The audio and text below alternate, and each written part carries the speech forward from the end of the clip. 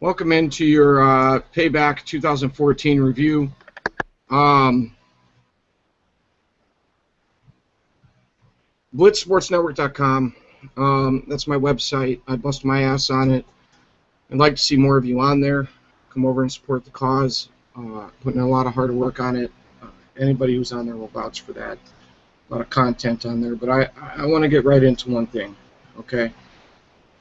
One thing that I am sick and fucking tired of is in situations like this where they give us the same old shit.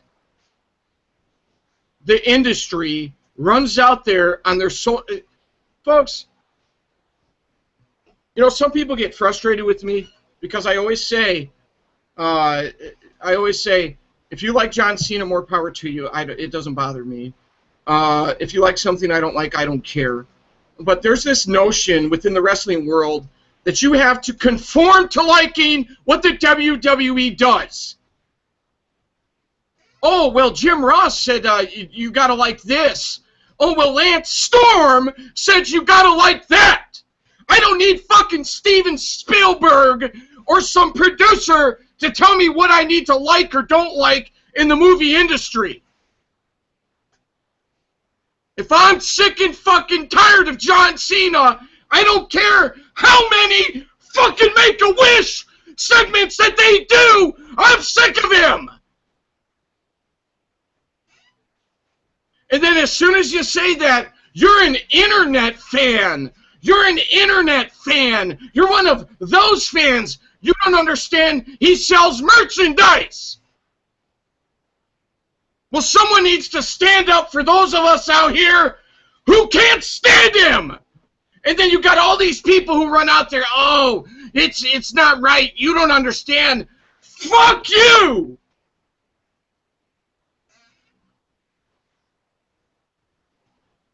A lot of us are sick of it. Guy after guy after guy after fucking guy with talent gets buried by this boring-ass motherfucker. And then as soon as you come on and you civilly say something, you're an internet fan. Oh, come on, Bruce, bury this guy, bury that guy. This guy likes Cena, bury him. I'm always like, no, that's their opinion. But we can't get the same in fucking return. And then you gotta sit there and watch shit like you saw tonight on Payback with Cena, same old fucking shit. And we're supposed to just sit here and shut the fuck up, right? That's garbage!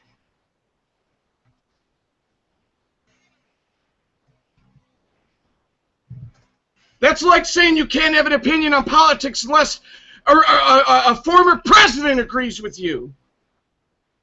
Oh, well, Lance Storm, I don't give a fuck when anybody within the industry says, I know what I like and I know what I don't like and I don't like Cena. I like Bray fucking Wyatt.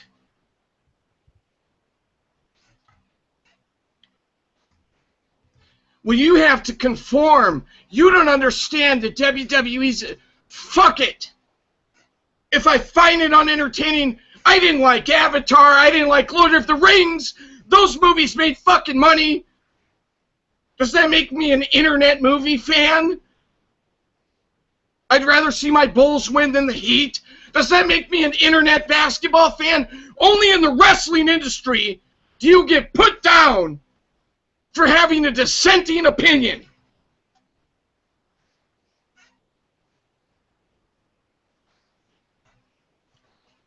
It's getting old. It's getting really fucking old. Fuck Cena. He's fucking boring. He's been boring since day one with that wannabe rapper gimmick. Bray Wyatt's the fucking man.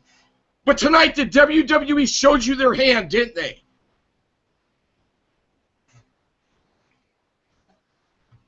Fuck what we want. It's all about what the soccer moms want and the nerds want.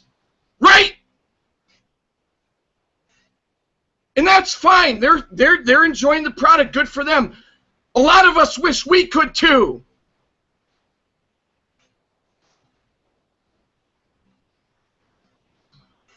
It's like a different planet nowadays.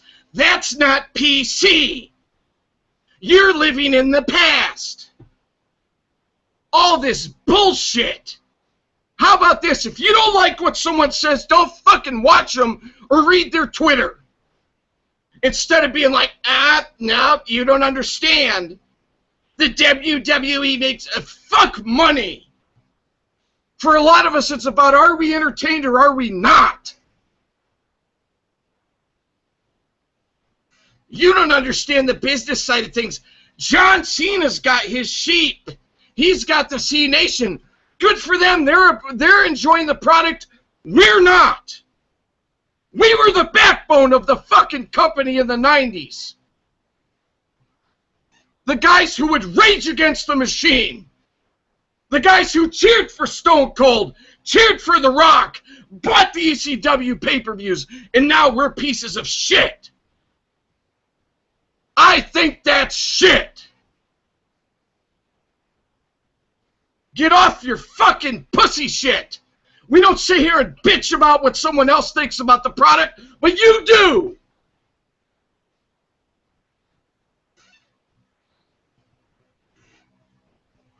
John Cena sucks. He fucking sucks. And it's not still real to me, damn it. I understand the way wrestling works. And the WWE has been stuck in the same rut for how fucking long with this corny motherfucker. You finally get a guy in Bray Wyatt who's edgy, who cuts good promos, who can work, but John Cena's got to be the... I'm not going to say that. John Cena's got to be the fucking hero, the supplement-laden hero.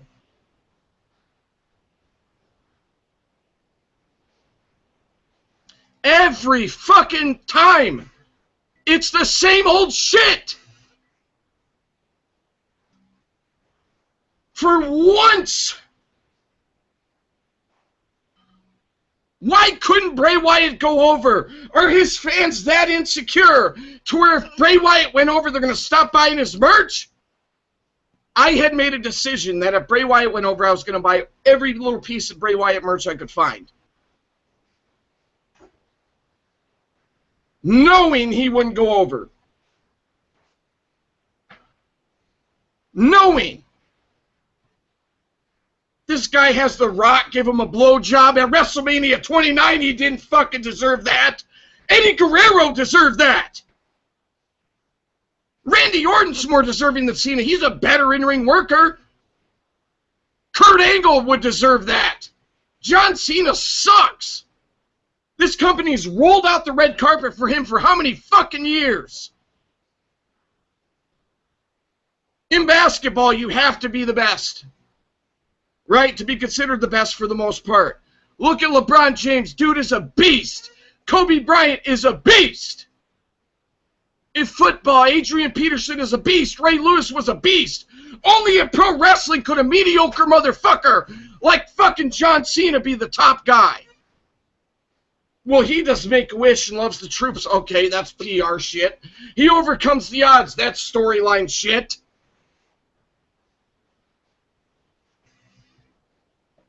John Cena couldn't even sniff Mike Awesome's jockstrap. Go look up Mike Awesome and Masato Tanaka and tell me this motherfucker compares. Let alone Stone Cold, Macho fucking Man, Macho Man.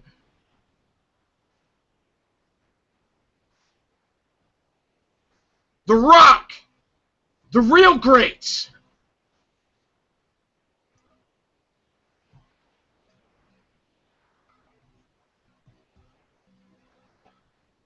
John Cena makes Bob Backlund look like fucking Bill Goldberg to me. Oh, well, it was a great match. We'll get to that later. I am just so sick and tired of the intolerance. Newsflash, we understand that there's people who like this shit, and I don't fucking care if they do or not. That's good for them. I wish that I could. But to those of you so intolerant of those of us who don't like it, grow up. You think everybody's going to like the same music as you? Everybody's going to like the same fucking movies as you? Everybody's going to like the same sports teams? But no, we have to accept Cena without saying anything. Otherwise, Jim Ross and Lance Storm and all these other people are going to lay a guilt trip in our lap. Because, honestly, they're too short-sighted to see the fact that wrestling and opinions on wrestling are subjective. Do you know what subjective means? It's like beauty. It's all in the eye of the beholder.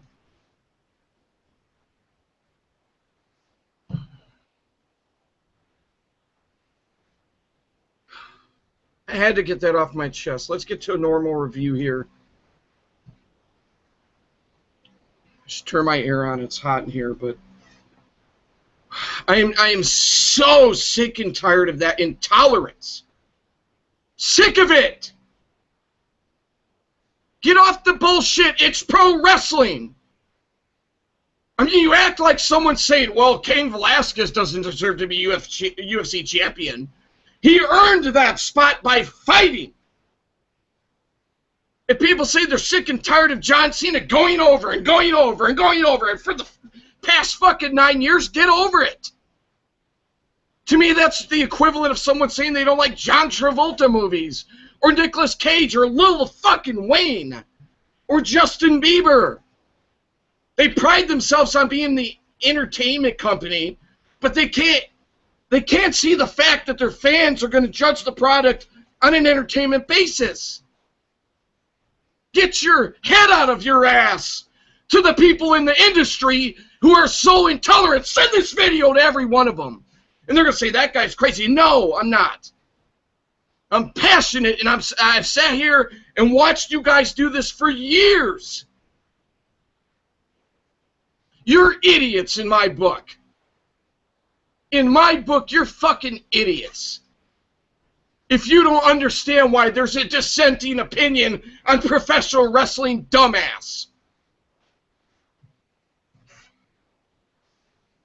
I don't sit here and wonder why people like John Cena. I get it.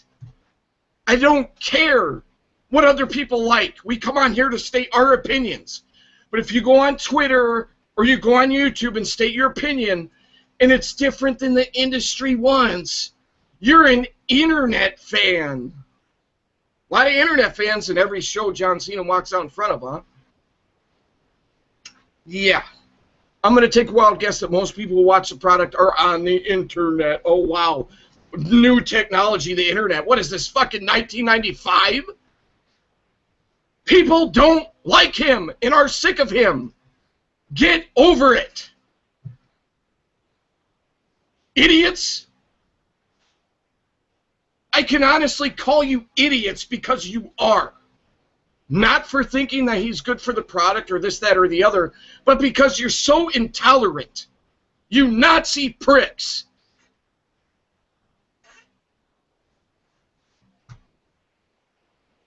All right, let's get to our fucking review. I had to get that off my chest. So what's up, panel? All right, guys, we'll see you tomorrow night. Really nothing left to say. Yeah, it's annoying.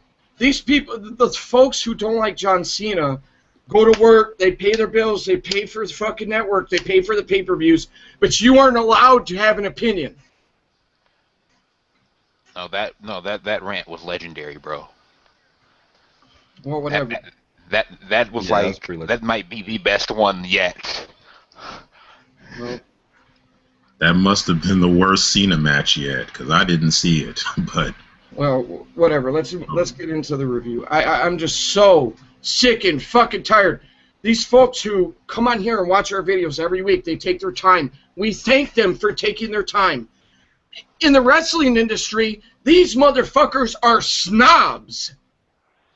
Oh, you can't have a dissenting opinion. He sells merchandise.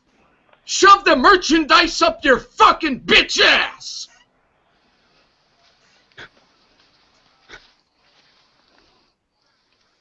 All right. May not have a voice by the time this is over. But I'm just so sick and tired of these fine folks who watch our videos who, a lot of them feel the same way we do, just getting shit on the internet for no fucking reason other than they have an opinion on an entertainment-based product. It's not like they're saying, those are the LeBron James is a bum. No, people could pull out the fucking stats and show you he's not a bum. And they could say LeBron is not a bum, look at the numbers. This is entertainment-based fucking opinions. If someone doesn't like the new Spider-Man movies, they don't like them. Get over it. If someone doesn't like G.I. Joe Retaliation, too fucking bad. If you did. If someone didn't like Avatar, get over it. But in the pro wrestling world, you can't dislike something WWE without snobs coming at you and crying like a bunch of pussies over it. Wake the fuck up! There are a lot of different opinions on wrestling.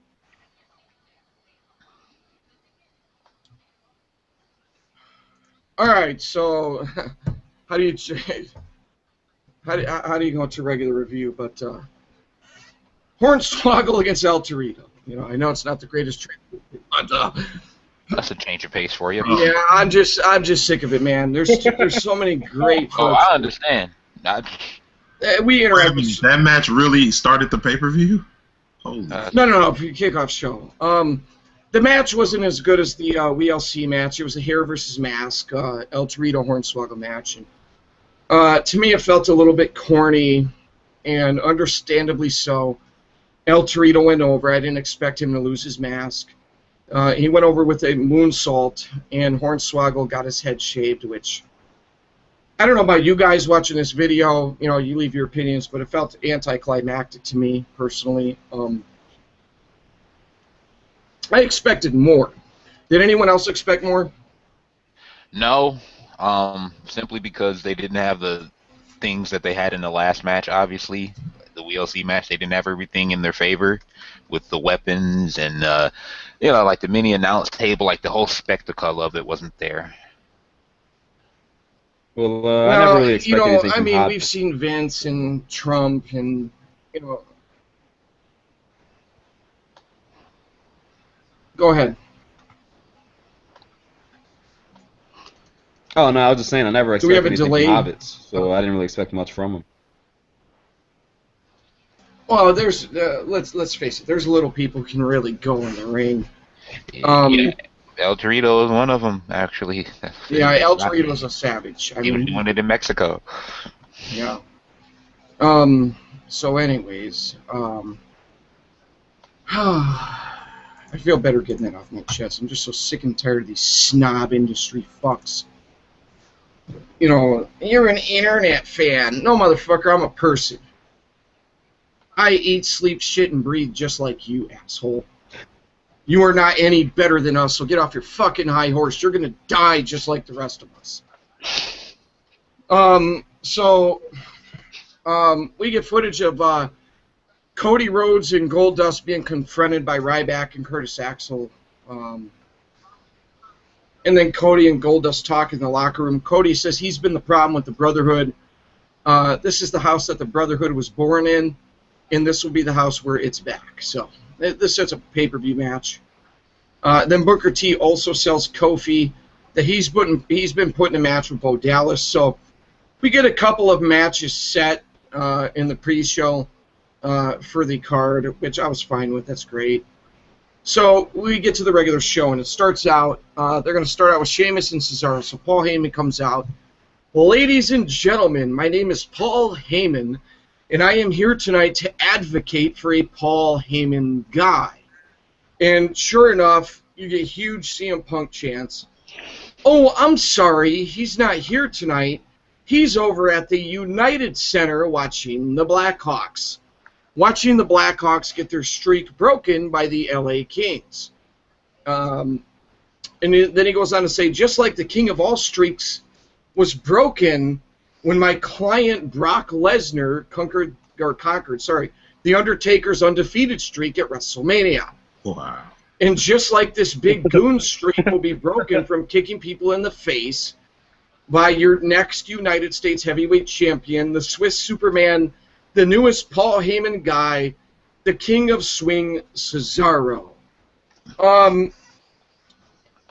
Yeah, it was good. It was a good promo by Heyman. What else do you expect? But does anyone else on the panel feel like Cesaro's theme music is cheap as shit? And in the comment section, I already know. I think it's garbage. It's garbage. You didn't just switch him back to the old music? No, get rid of that too. Get a man some rap music. I didn't even like the old music, but it was alright. Give the man some rap music. He is a rap fan. He is a hip hop fan. Give the man some hip hop music and let him show off that swagger he has. Yeah, his music. Old music when he had the football.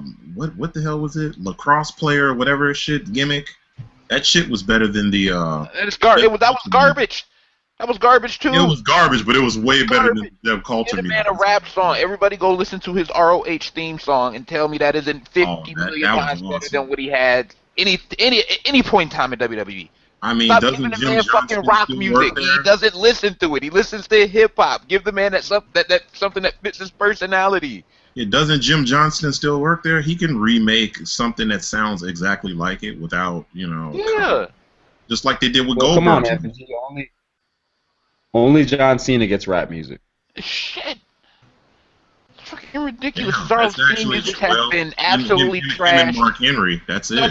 No. That the ring gear they make him wear has been garbage. Like the fucking strips or bands he used to wear around his fucking thighs were fucking dumb as fuck.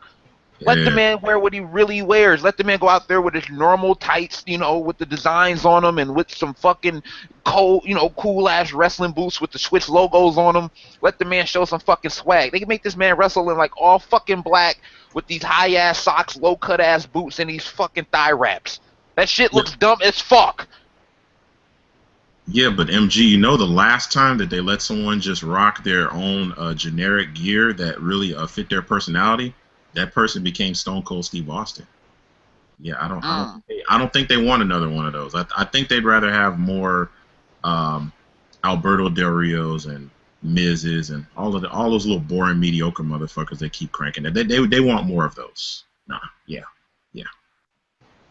I mean, I'm not even really into like the whole look and whatnot because I mean I've known Cesaro Claudio since he was since like 2004. I've been watching him wrestle. But I watched him when he had hair, when he was wearing like when he had the long hair and he had the long blue and yellow tights, man. I mean, my God, you're talking about back in the day. You're talking about CZW Chikara days, right? AAA down in Mexico days. But why do they make him look like such a fucking idiot? Especially now that he's supposedly going to be the number 3 babyface in the company. The least they could do is get a man some good-ass theme music and let him wear some cool-ass shit.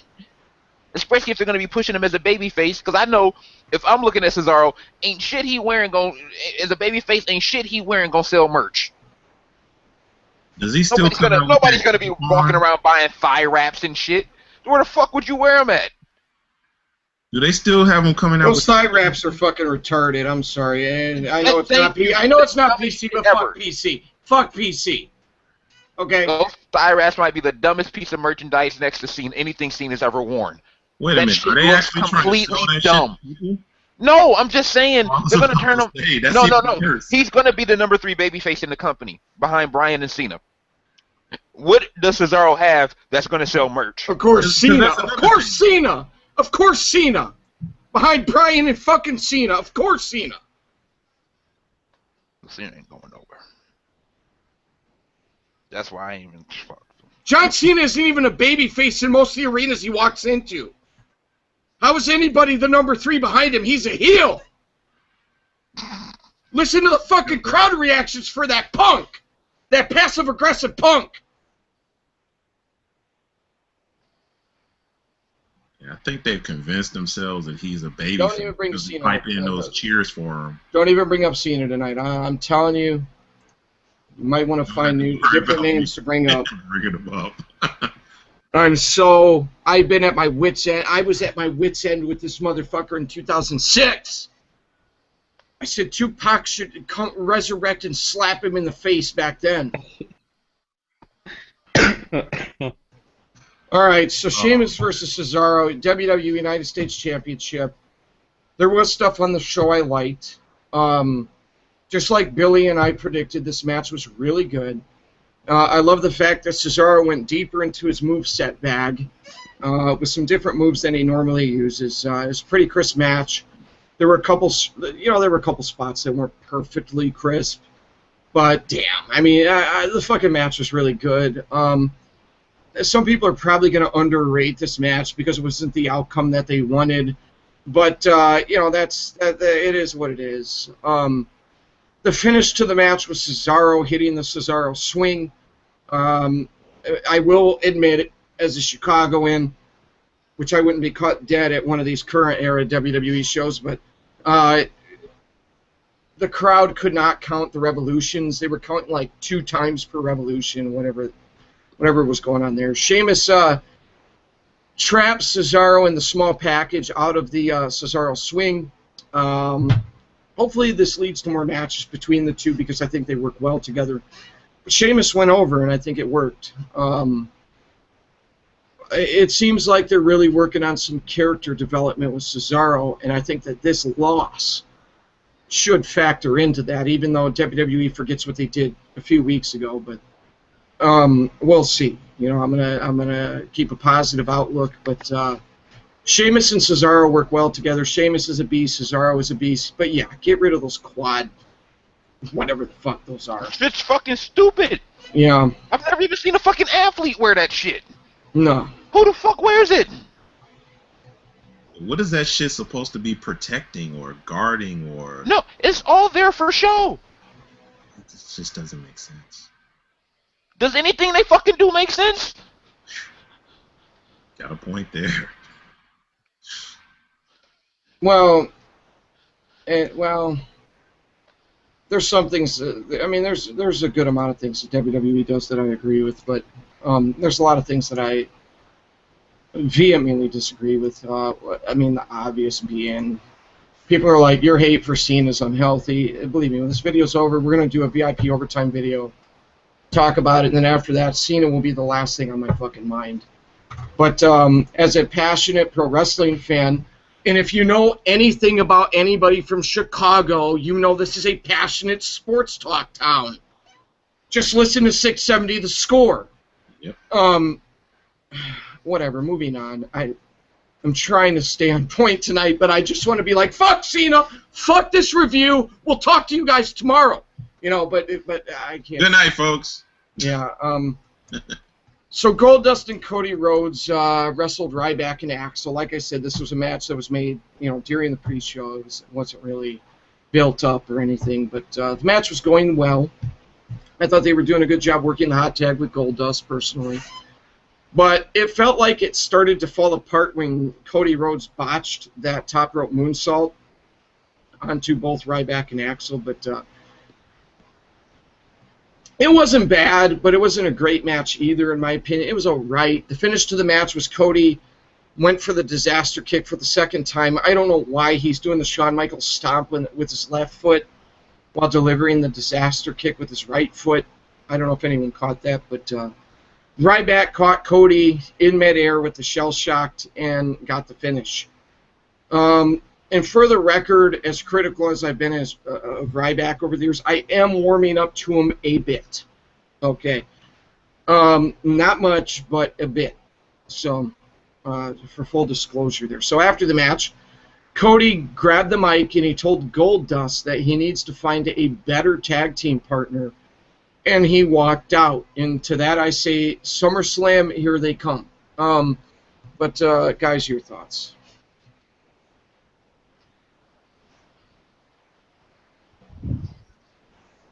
Yeah, it's definitely set up for SummerSlam between those two. So, yeah, it was kind of weird they went that route, and all they did the pushing and shoving shit, pushing and shoving, like, week after week. And then finally just kind of went to the old, like, on the weak link type thing. So I guess I don't know. It's just, I don't know who's writing this shit, to be honest. It's very awkward and confusing. Especially flipping back and forth with Game of Thrones tonight, which is like quality writing, right up there. Overall opinion. I mean, some people might not like it, but overall opinion's obviously 90%. I agree. They don't make any sense in the storylines whatsoever. But as far as the match, there's a couple botches, but it was kind of clean. I am looking forward to Cody and Goldust, though, because I said obviously they're brothers. So as brothers, I probably wrestled around before, just like playing and shit. So, and they're growing up in the industry. Obviously, they've probably, I think they can actually put on a good match. So that's something to look forward to in the next couple of months. Anyone else? The direction makes no sense. All of a sudden, Cody, I'm not fit to be your tag team partner. What? What happened to Cody shoving Goldust all of those times? It already didn't make sense because it looked like Cody was the one who was going to end up turning heel. But now they run with this. I mean, yeah, way to hit the dry erase board and erase everything you're doing and just go with something totally out the fucking blue. I'm saying they're not confident in anything they do. Well, besides a few things, but they're not confident. They're just like, it's like they change the script all the time. Well, whatever the case may be. I don't know. At least they're moving towards that. I'm ready to see that Family Feud. And I'm not talking about the game show. I want to see, obviously, I think we all want to see Dusty Rhodes involved, right? Oh, hell yeah.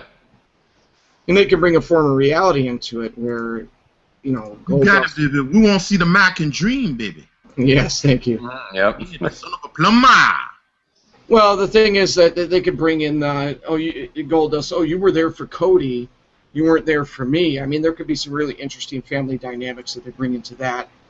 I've been looking for them to run with this for quite a while. Personally, I was a fan of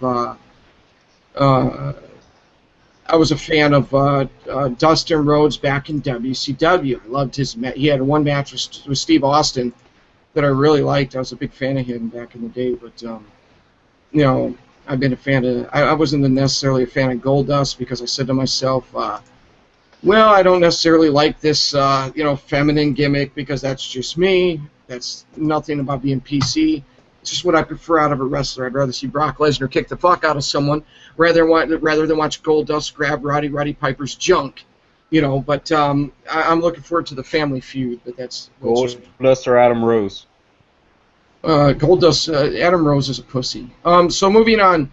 Lana comes out and she says, "Your country is pathetic. In Russia, we laugh at you. Russia. The entire world laughs at you, but nobody laughs at Russia. Your once proud and strong country has fallen to the greatest nation in the world, Mother Russia. It is led by the greatest leader in the world, Vladimir Putin. President Putin is revered more than any man in this world. You will respect and bow down to him." Justin Roberts finished the introduction, and Rusev came out. Why the fuck is Justin Roberts? Isn't that his name, the ring announcer? Why is he finishing the introduction? Sloppy production work. Why? Lana is really good at that heel shit. Why is this guy finishing the introduction all of a sudden? I don't get it, but whatever. Rusev against Biggie Langston. Right about this country being pathetic, though. Sure. Well, welcome to the no-fly list, buddy.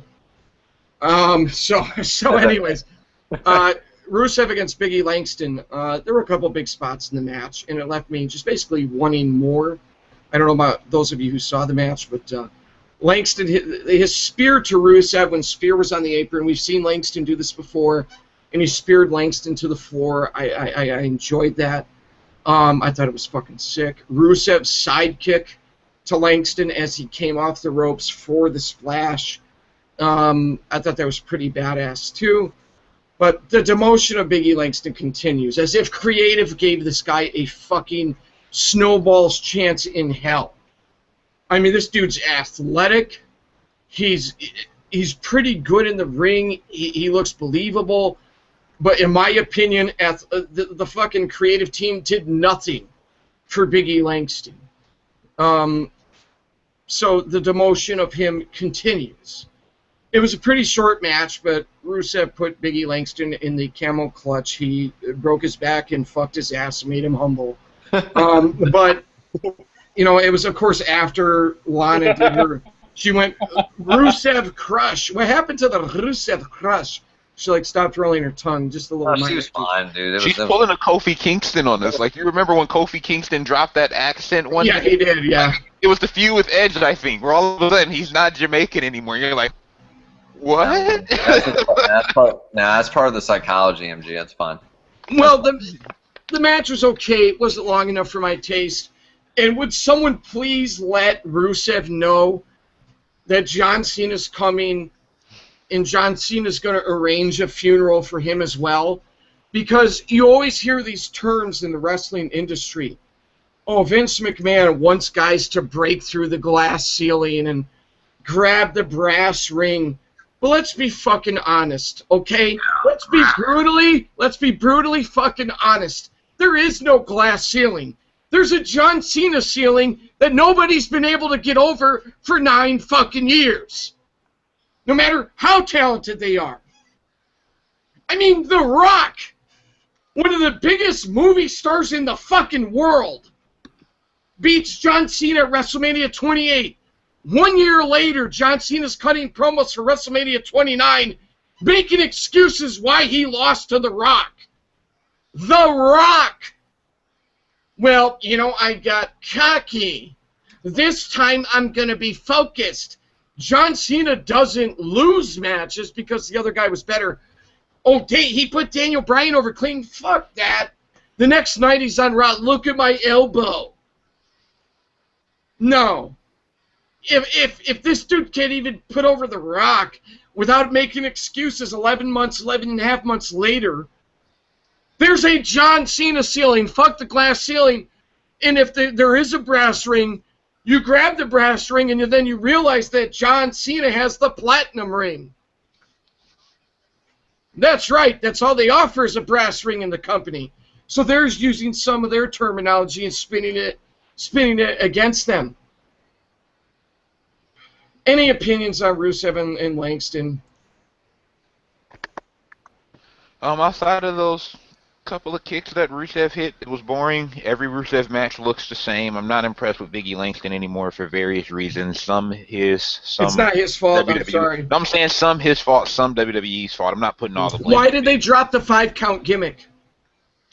Bro, this is what I've been telling you. When they bring people up from NXT, they completely change them, and they water them down even more. It's insane. And now that you're doing NXT reviews over on the website, you can see what I'm talking about. Paige, she was a badass down at NXT. They bring her up to the main roster. She's crying like a little bitch. Biggie Langston, you know, he had the 5 count down at NXT, and he was, you know, and all of a sudden he comes to the main roster. He's with AJ Lee and whatever. They do this all the time with these people, and this is exactly what I'm talking about.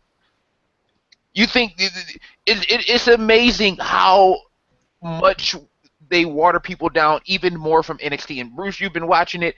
The shit you get to see Adrian Neville do down there, and guys like a Sami Zayn, and some of the more athletic guys, you get to, some of the stuff, and even the women down at NXT, the stuff they get to do, they don't even get to come close to doing that on the main roster. Of course, no. Yeah. Not even close. I mean, you want to talk about Seth Rollins and that plancha he does. He used to do the Fosbury flop down in developmental. I mean, shit, he used to do the Phoenix Splash. I know, look up his old finisher, God's Last Gift, a small package DDT, a small package driver. I mean, shit, they water guys down even more. Well, what do you guys think it is? I mean, do you guys think that it's because this is WWE not getting out of their own way here and just, you know, ruining their own talent, or do you think this is them deliberately trying to make certain guys look better? I will tell you what I've said a million fucking times. I will say it again. This is my opinion. I have nothing to go off other than deducing through my own level of common sense that, okay, Randy Savage walked out on him and took his Slim Jim deal with him. Hulk Hogan left. Bret the Hitman Hart left, even though it was all kind of their fault because they couldn't afford him. The Rock left to go do movies. Stone Cold said, fuck you, you're trying to demote me. It wasn't just the Brock Lesnar thing, for the record. It was the way they had been booking him for 6 months, and he said, fuck you, I'm out of here. And I completely support what he did. Brock Lesnar said, fuck this, I'm done here. I don't want this stupid schedule. This is crazy. And went on, to lo and behold, become UFC champion. Batista left to go do movies. Look at all these motherfuckers who left. Kurt Angle said, fuck you. You got me jobbing to John fucking Cena. I'm out of here. And he bullshitted them, and he said he knew the whole time he was going to TNA. So all of these dudes over the years have said, fuck this, I'm out. And WWE said, well, we can't put guys in that top slot unless we really trust them. That's why CM Punk got, mid-card champion status. That's why, even though Daniel Bryan was champion, we'll give him Kane. We'll give John Cena Bray Wyatt. Because they trust Cena. That's why Cena's in the top spot. Honestly, does anyone think John Cena's a top 100 in-ring worker of all time? He's not even into my top 1,000. Okay, thank you. It's because they trust him. They trust him. He's the company guy. He'll bend over backwards. He'll go do whatever they want, soup kitchen, charities, whatever they want. Do you really think that Hollywood's knocking down this fucktard's door? Of course not. Of course not. John Cena's the safe guy. Do you think they trust Ziggler? Well, Ziggler was with Nikki Bella, so go ahead and put 2 and 2 together there. Who's she with now? And then all of a sudden Ziggler. Well, John Cena's the guy that they trust. He's the safe pick. That's why, Ross. He's the safe pick. Safe pick all the way to losing $700 million in a couple of days. And you know what? The on-air, and people are like, well, the on-air content has nothing to do with them losing money. You think they were losing money when Stone Cold was on top? Do you think they were losing money when The Rock? What do you think they were losing money when 33 fucking million people tuned in to see Hulk Hogan and Andre the Giant on the main event? No, they were making money. They play it safe now. Wait. That's the dumbest shit I've ever heard. The on-air content has nothing to do with them losing money. What? Just listen to how that shit sounds. It's just like saying, yeah, the movie itself has nothing to do with how much money it makes. People don't even have to go see the movie and it's going to make money. Like, just listen to how dumb that shit sounds. The on-air content has nothing to do with the money they lost. No fucks. Yes, it has everything to do with it. The content has gotten worse over the last 10 years. That's why they've lost money over the last 10 years. It sucks now compared to what it used to be. Stop living in the past. No, I like living in the past. I'm good with that. But let's go ahead and put it this way. The WWE and the way they maneuver themselves now is like a dude getting in an ice-cold swimming pool. The balls have shriveled up. Bob Costas calls Vince out on HBO Real Sports. Wasn't it HBO Real Sports? You had the scandals in 91 and 92. You had the Benoit thing. You had, Linda McMahon's running for office, and they're running these ads like the Vince McMahon Kiss My Ass Club. This is who you want to vote for? This company has tucked their balls into their little fucking thong, and they play it safe now. That's what they do. And they're publicly traded. This is not the cutting-edge professional wrestling WWE that, PC. This is what they should do in this PC era. Are you fucking kidding me? Really? Are you going to tell? Is anyone going to fucking tell me with their right mind that Sons of Anarchy is PC with the numbers they're pulling? Or some of these other shows that pull in the big no, Bruce, the on-air content has nothing to do with that. Well, dude, the reason why the CBS show Big Brother last year pulled in the money in viewers that they did because they were not PC, because you had a bunch of idiot racists on the show. It's ass backwards, and the arguments that are used against those of us who want to see shit that's more entertaining are asinine, because we can show you examples, Sons of Anarchy and plenty of other television shows, where your philosophy just doesn't hold up and you're just apologizing for the content that you may like, and great. Believe me, we wish we could too. Believe me, we love professional wrestling. I mean, I love MMA, boxing, basketball, football. I love plenty of things, but I would like to enjoy pro wrestling more as well. At the end of the day, it's an entertainment-based product. And we think a lot of the entertainment in the WWE is insulting to the professional wrestling industry that a lot of guys built up in the past, not breaking kayfabe, treating it like a sport, and built it up on their manliness. But it has nothing to do with wrestling. It has nothing to do with the content that's on TV, apparently. Well, yeah, the content has nothing I'm not letting that one go. Yeah, Whoever said that dumb shit, I'm not letting that one go. I will the ratings that have one. dropped. The average ratings, they just pulled their worst rating on Raw in the last year and a half last week.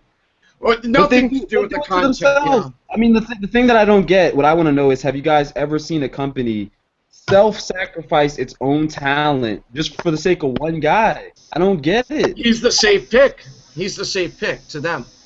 That'd be like fucking the Avengers cast saying, you know what? Iron Man, he's had the best movie so far. Captain America, you're just not gonna make it to the next movie. Right. Let me put something out there. We come on here and we rationally talk about things. I will tell you, there's a lot of people that think the WWE is into Freemasons, Illuminati, like all kinds of shit. We're just talking in normalities here. You know, let's be honest. We're not that far out of left field here. For the record. I mean, could you guys imagine a sports team like let's say the NBA going to water down the league just to allow one team to dominate? I mean, do you think they would destroy the league for the sake of trying to push one team? That's what we're talking about here. Well, I mean, this is ridiculous. Well, Sacramento Kings fans might have something to say about that, but yeah. But seriously, man, I mean, this is insane right now. What's happening with this company? And I mean, at the drop of a hat, and they just don't care. Well, mind blowing. You know, and then a lot of us are like the. No, I'm not going to make that analogy, but we hold out hope that they turn it around eventually. But honestly, the one thing that WWE But they can't turn it around if it has nothing to do with on TV. Like, it would have to be some other magical thing that they can do to make money back. Well, honestly, we want to see competition. And Jeff Jarrett's promotion, where he doesn't have a single wrestler signed, is not competition. TNA is not competition. ROH, where they look like MG, where they look like they film in a garage, is not competition. WWE has a monopoly right now. ROH is the best wrestling. TNA is, I'm kind of cold with them, but WWE has a fucking monopoly right now, and that's the biggest problem. If ROH had Ted Turner, I mean, then yeah. Oh, yeah. That's what it takes. That's what it takes. It takes away with a lot of money to push it around. Yeah. WWE is winning a one-person race. The hell he had they are. Wait, did you just hear what Lyrical said? WWE is winning a one-person race. Exactly. They are. It fucking Mark Cuban, when HD Net owned fucking ROH, if Mark Cuban knew what the fuck he had sitting under his fingertips, he would have did it. Yeah, thank you. But people really don't want to touch professional wrestling today because it's got a bad... Because WWE's completely bastardized the fucking time. It has. Exactly. Yep. It's now sports fucking entertainment. There's still stuff that I find on the product that I like, for the record. It's not all crap, but I'm just really frustrated tonight. That's So it's supposed to be Kofi Kingston against Bo Dallas. So fuck it.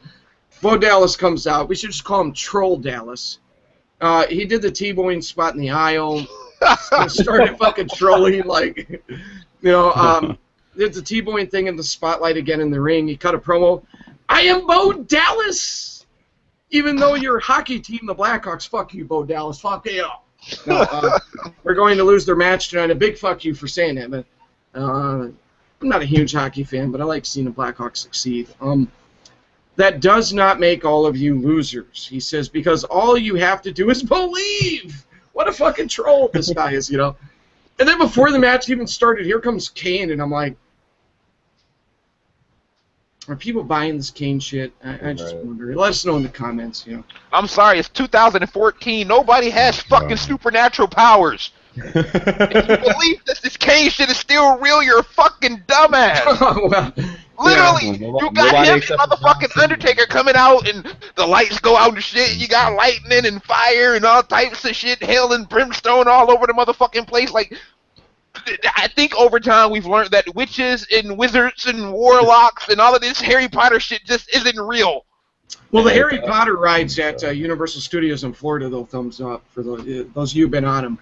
Yeah, but that's all I don't like Harry science Potter. and mechanics, though. It's not fucking supernatural powers. No, it's not. Nobody's waving a fucking wand around or throwing their hands down and pyros coming up everywhere. Dude, I haven't watched one solitary second or read one solitary page of Harry Potter. But those rides at Universal Studios are the shit. I'm just gonna tell you right now. But they can't even get Kane's fucking pyro right. He does the arms thing, and it takes 5 seconds for that shit to even go off.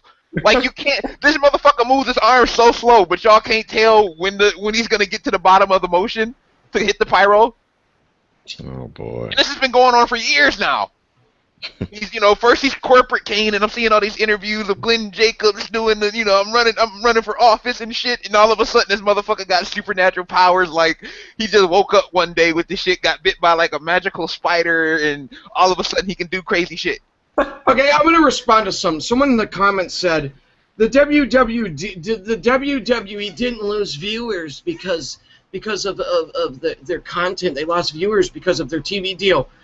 Let me spell this out for you. I'm going to try to make this as simple as possible. And this is not a personal diss. The WWE's TV deal wasn't as high as they expected because the people who researched the average viewer of the WWE found out that the education level and the income level of the average WWE viewer was lower than NASCAR, was lower than all of these other entities. So there wasn't a bidding war. Because people said the average viewer for the WWE isn't valuable. Well, if you're not bringing in more valuable viewers, why would that be? Because viewers who would be viewed as being more valuable don't find the product to be entertaining. No sports channel wants anything to do with on-air content. Hello! It's not rocket science. It starts with the on-air content. I'm not saying that everybody watches the WWE. Don't get this wrong. This was done by a scientific study of 200,000 people. The average viewer for the WWE, average, there's a lot of smart people who watch it. Out of a 200,000 people pool, the education level and income level was too low for these other TV stations to really offer them the money that they wanted to be able to bid up the USA Network, NBC, whatever you want to call it. So they couldn't bid them up because these television stations said, no, the people who watch your show aren't likely to support the advertisers. And that's why NASCAR got an $800 million per year contract, because they said, your viewers actually support the advertisers, and the WWE viewers were viewed as being not valuable. So, how do you bring in more valuable viewers? With a better fucking product on the TV. So yes, the on-air content directly affected them losing money. Do your research, my friend. The Lakers got $1 billion TV deal. Oh yeah. I mean, there's individual franchise. I mean, comparing sports to the $200 million, tiddlywinks money that WWE got is not even really fair. By the way, no sports network wanted anything to do with WWE. No, well, if they could draw in more valuable viewers, then they would. But the research showed that these are not the type of viewers you want to bring to your network or your channel. Last time I checked, Fox Sports 1 wasn't trying to pull in 5-year-old kids, and neither was ESPN as garbage as they are. Neither one of them are trying to pull in 5-year-old kids like WWE. And you know how long it took me to find that out? Maybe 10 minutes of research. So nobody does research anymore. No.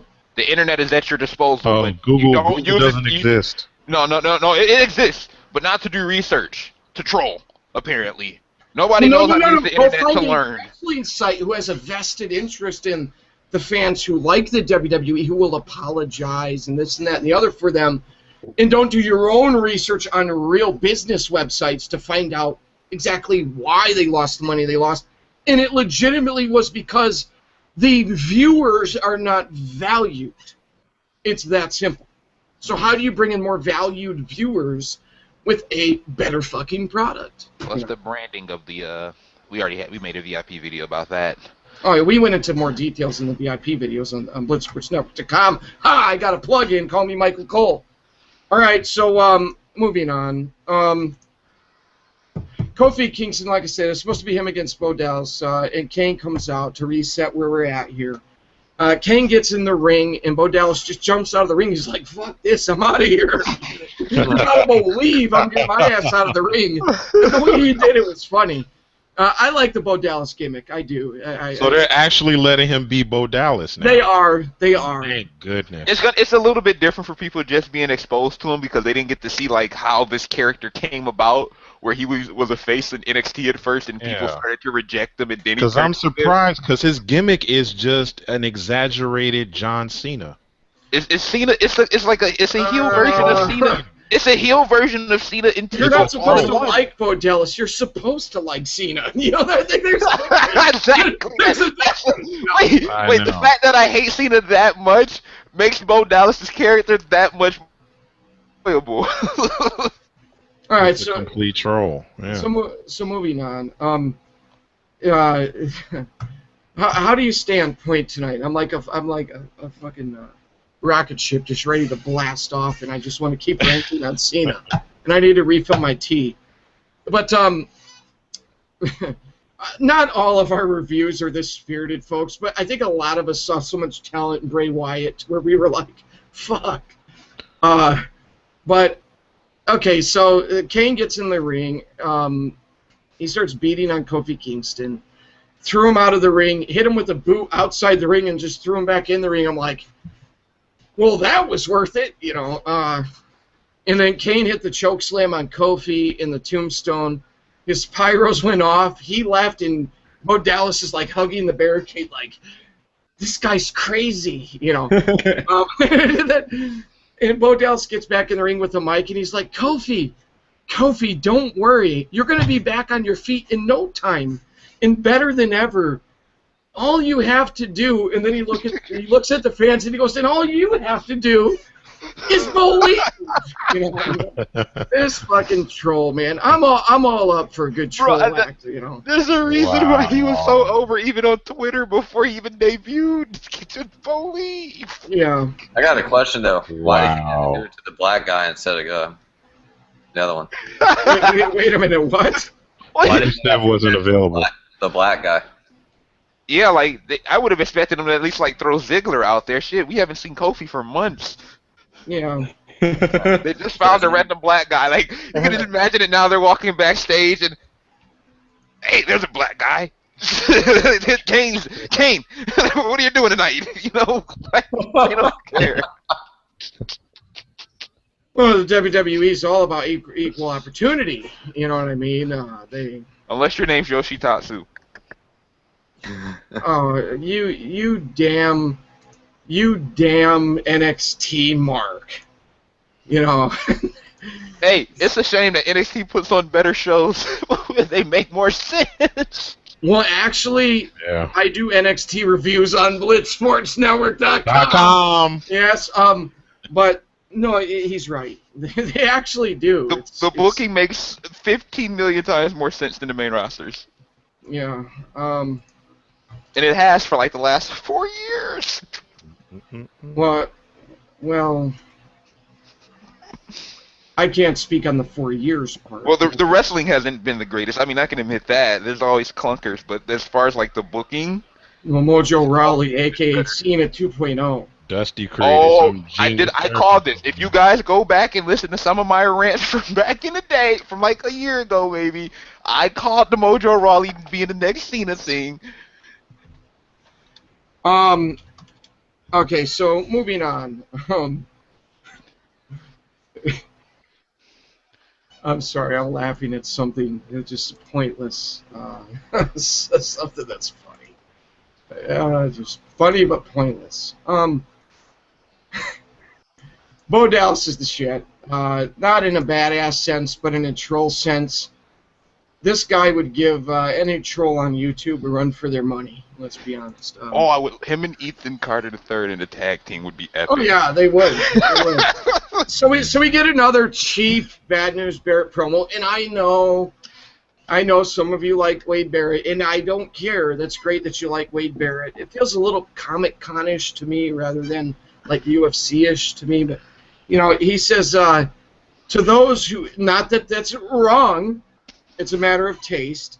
If you go to Comic-Con, that's great. I have friends who have gone there. I've never been there, but he says, to those who want to see RVD leave Payback as the WWE Intercontinental Champion, I'm afraid I've got some bad news.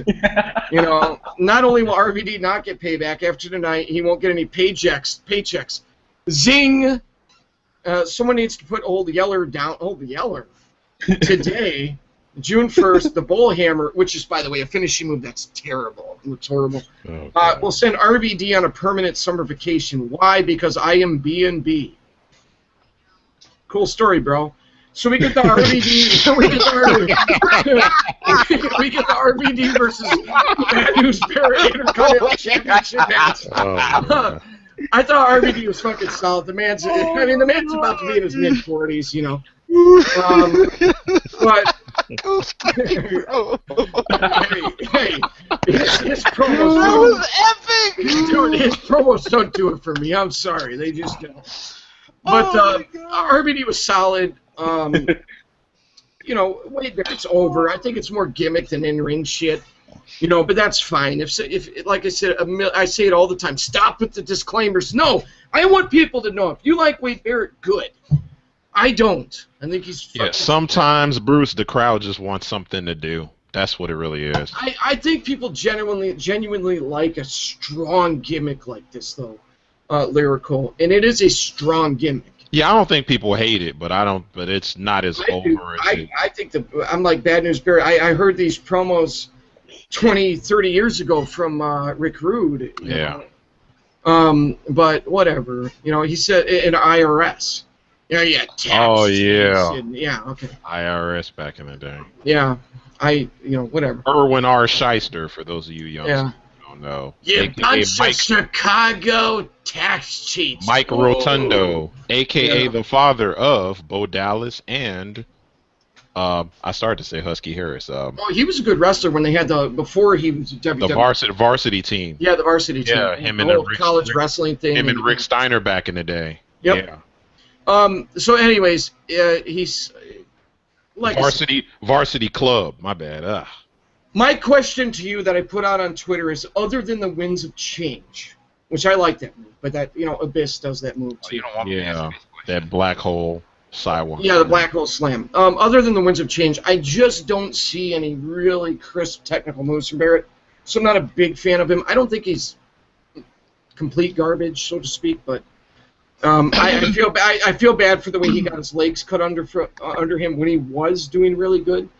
And who was it that cut those legs out from under him? Oh, yeah, Cena, and it was Edge and Jericho. Shoulder tackles. That said that Cena wanted to bury him a certain way, but anyways. Yeah, there was Cena, and then there was the injury before that Mania where they had planned for him to win Money in the Bank. Yes, there was. Yes, you're right. Full context, yes. But anyways, I enjoyed the match to a certain degree, mainly because I like RVD.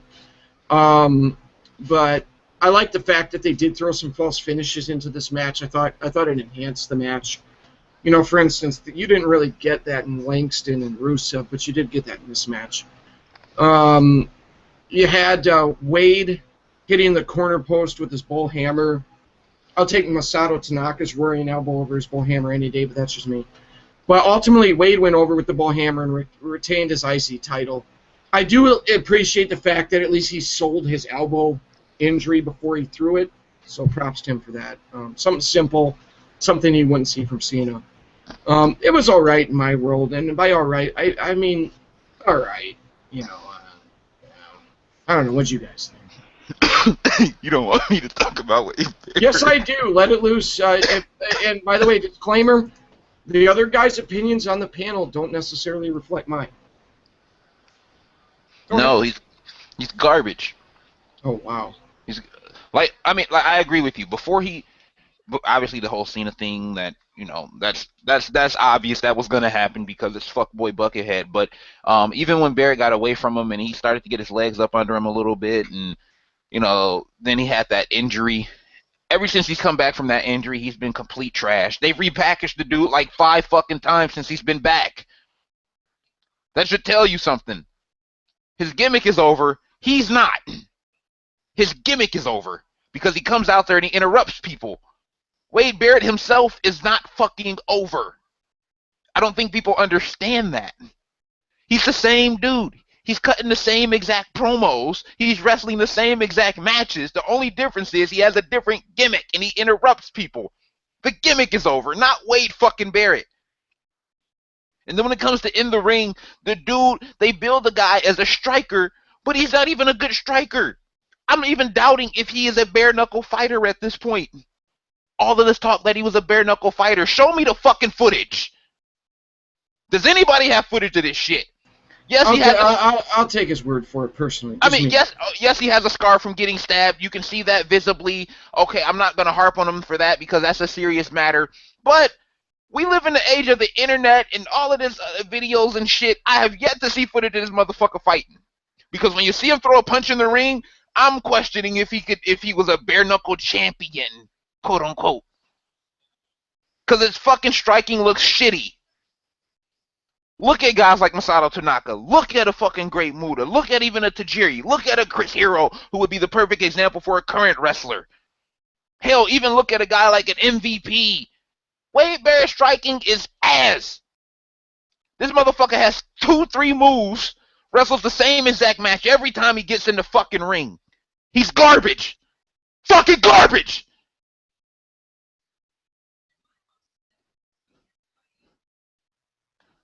Well, MG, tell us how you really feel.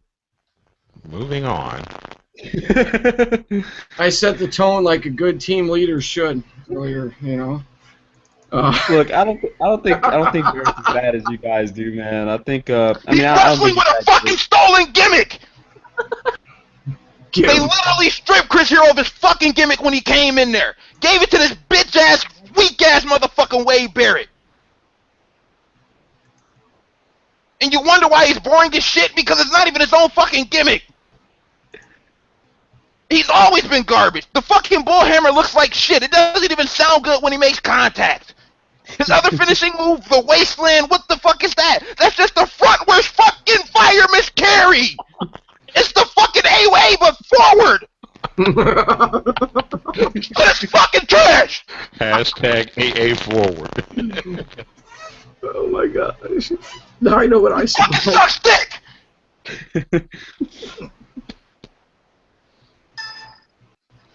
Hey, MG, a guy in the comments said that Wade Barrett's better than Chris Hero.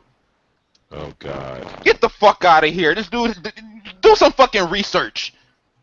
Do some fucking research. When has Wade Barrett ever had a 4-star match? A 4-star singles match. Name me one. Give me that bullshit. Nothing Wade Barrett has ever done in the WWE is better than anything Chris Hero's ever done outside of WWE. Ever.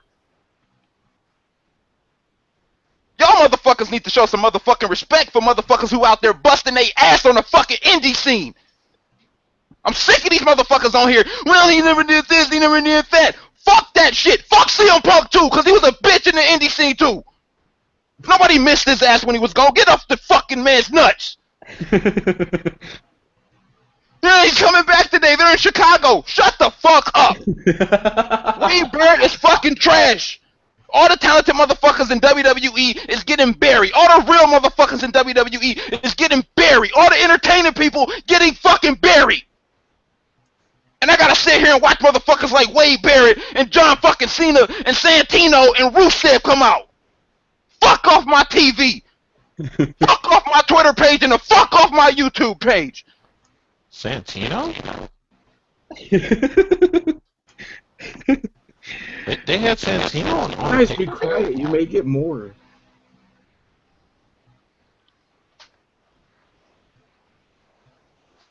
You good, MG?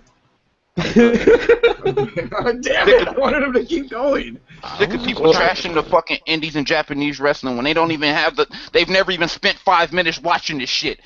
Knowing that all of this innovative shit you see motherfuckers in the ring doing in your fucking beloved WWE was happening in the indies 10 years previous. All of these motherfucking wrestlers that you love was doing this shit on the indies before they even got to this fucking company, before they got watered down. Give me that shit. You know what, MG? I'm afraid I've got some bad news. You know, I don't think Barrett's that bad. Okay, I mean, I'm not a huge fan. I don't think he's that great either. I do agree with you, but I don't think he's as bad as you and Bruce think he is. I mean, I don't think he's the worst thing in the WWE that's happening right now. There's a lot more sins that are being committed. The whole product is trash. I can't sit through any of this shit. It's trash. Fuck Roman Reigns. Fuck the entire roster right now. I don't like sports entertainment. If you like sports entertainment, I don't fuck with you. I like wrestling. If you like this gimmick storyline bullshit, don't fucking talk to me. Talk to me about fucking wrestling. Everything will be okay. Oh my gosh, I love the passion. I feel like I'm at home. You know, here in Chicago, the Bears lose, we fire this guy, fire that guy, fuck this team. You know, and then the next week, come on, Bears. Yeah, you know, I gotta love the passion, man. If you like Wade Barrett, great. If you like, you know, I obviously disagree with the Mad Genius on CM Punk. He's garbage. I'm sorry, he's garbage. Nobody missed that motherfucker on the Indies when he left. He's garbage. Nobody missed him when he left. I've never heard somebody say, man, I wish CM Punk would have stayed on the Indies. I've never heard somebody say that shit. He wasn't even in the top 5 guys in fucking ROH at the time. Nobody missed the dude. He's a fucking conniving thief. His entire look and moveset was stolen from Kenta, who they just signed. Down to the fucking striking combinations he throws, down to the fucking color scheme he has, the black and the yellow. He's completely ripped Kenta off for everything. He's overrated as shit. And I see motherfuckers on Twitter wanting to put this motherfucker up there with guys like Eddie. What? Oh no, I'm gonna talk like that. Damn, you jumped on my fucking TV screen and smacked this motherfucker in the face with my dick. What? I should rename this video the Payback Review Meltdown. It's just look, Mark. Dude, no, I'm sick, Bruce. You know I've been fed up with this wrestling shit for so long, bro. Let and it out. This past week has been the fucking. I'm telling you, I'm on fumes with this shit. Now y'all understand why I stopped watching? I am on fumes with this shit. You got motherfuckers on Twitter going nuts over a fucking burial that they knew was coming. You knew it was coming. It's been like this for 9 years. When was it gonna change? What? CM Punk? They think CM Punk was gonna come back to this pussy shit? Why?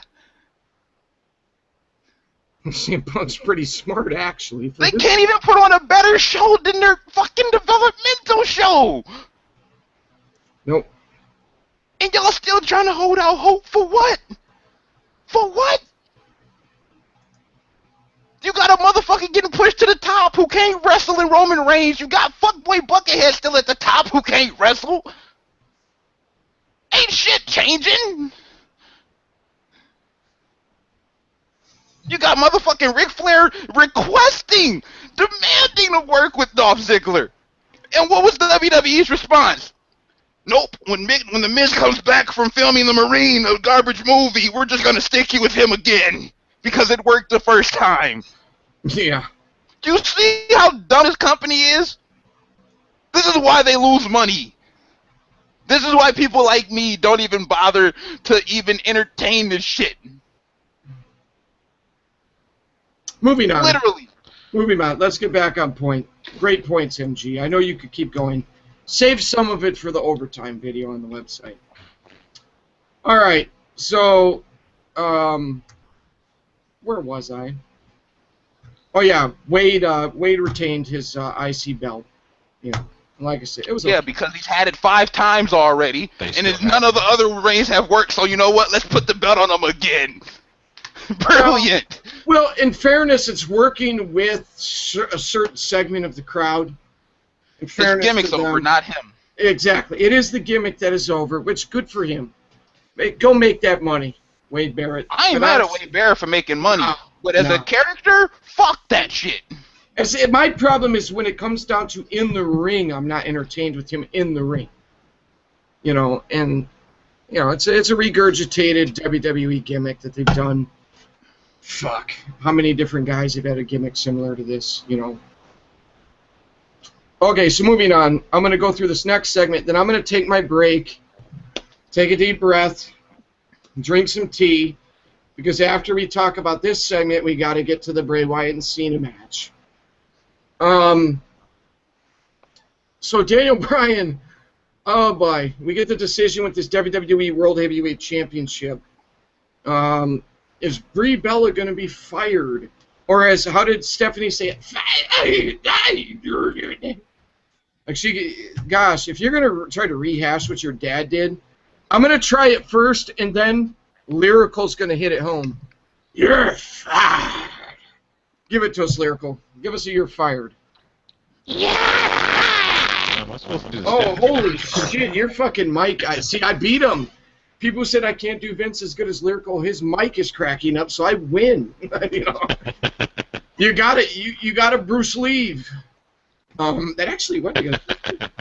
No, you're cracking up really bad, Lyrical. Okay. So you know. Just so you know. I'm still cracking up. Really bad. Okay. Sound like you're talking on a 1940s military radio. But anyway, so Stephanie, I know a lot of you want to bang her. Okay, I get that. Pretty much. But she boringly just rambled on, and then finally brought Daniel Bryan out. I'm pretty much done transcribing at least a good portion of what she says, because I'm just sitting there and I'm like, oh, how fucking boring is this? So after Daniel Bryan comes out... I just want to break her back and make her humble. Well, I'm sure you do. She's married. She's a mother. But anyways... Is my sound better? No. Wow. You might want to try coming out and in. But so Daniel Bryan... I'll try that. So Daniel Bryan comes out, and she rambles on about him doing the right thing for his wife, or are you going to be selfish? He tells Stephanie that this is actually an opportunity for her because she needs to listen to the reaction of the boos.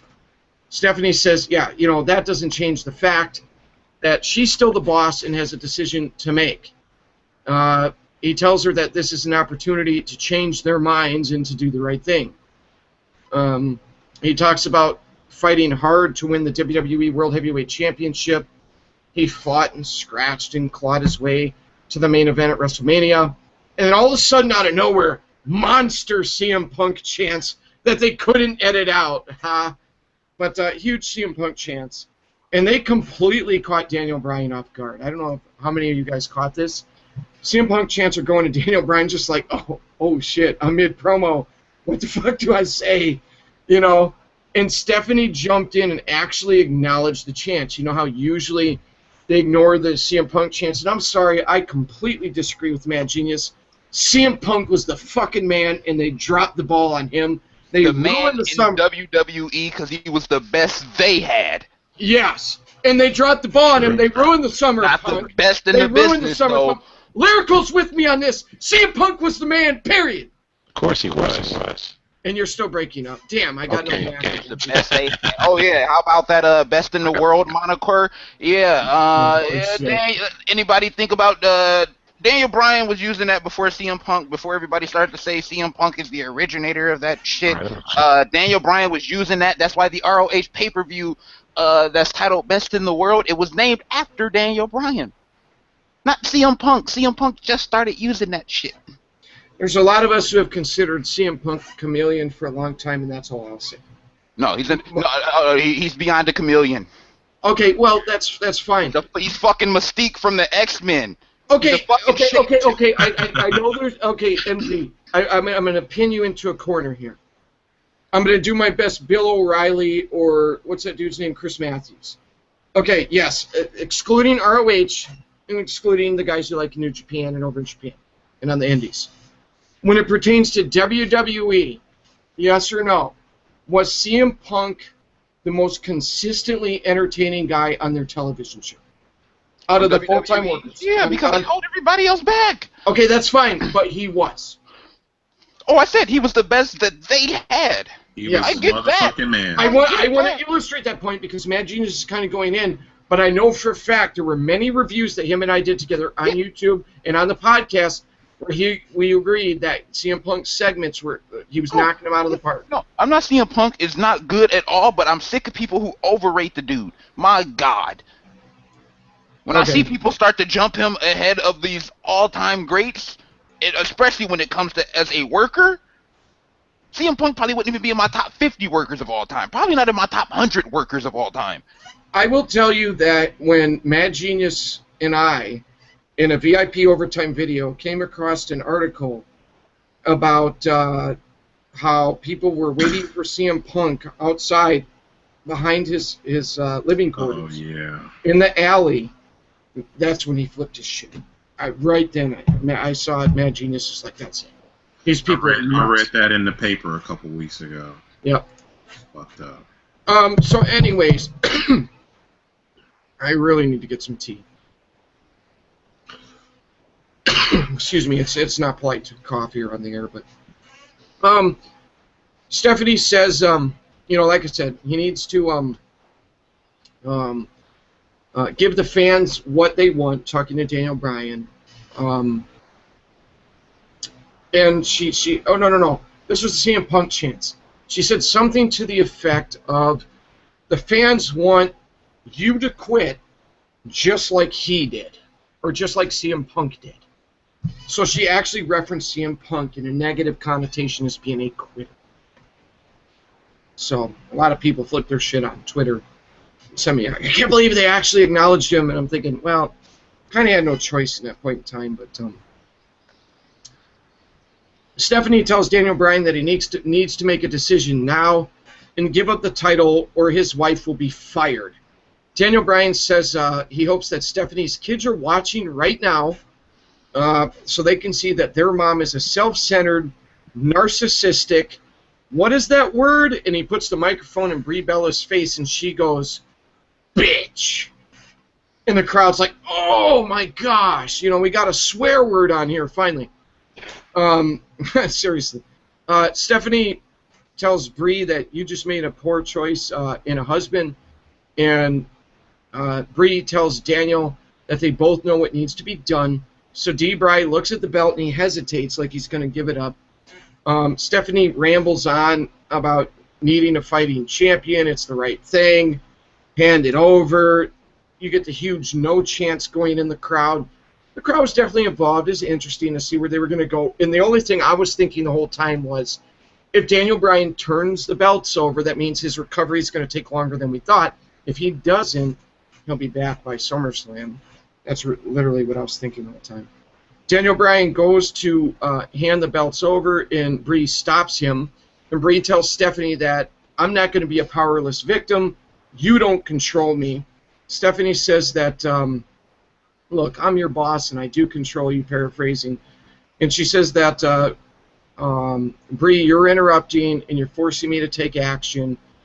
And Brie says, look, it hurts me to do this.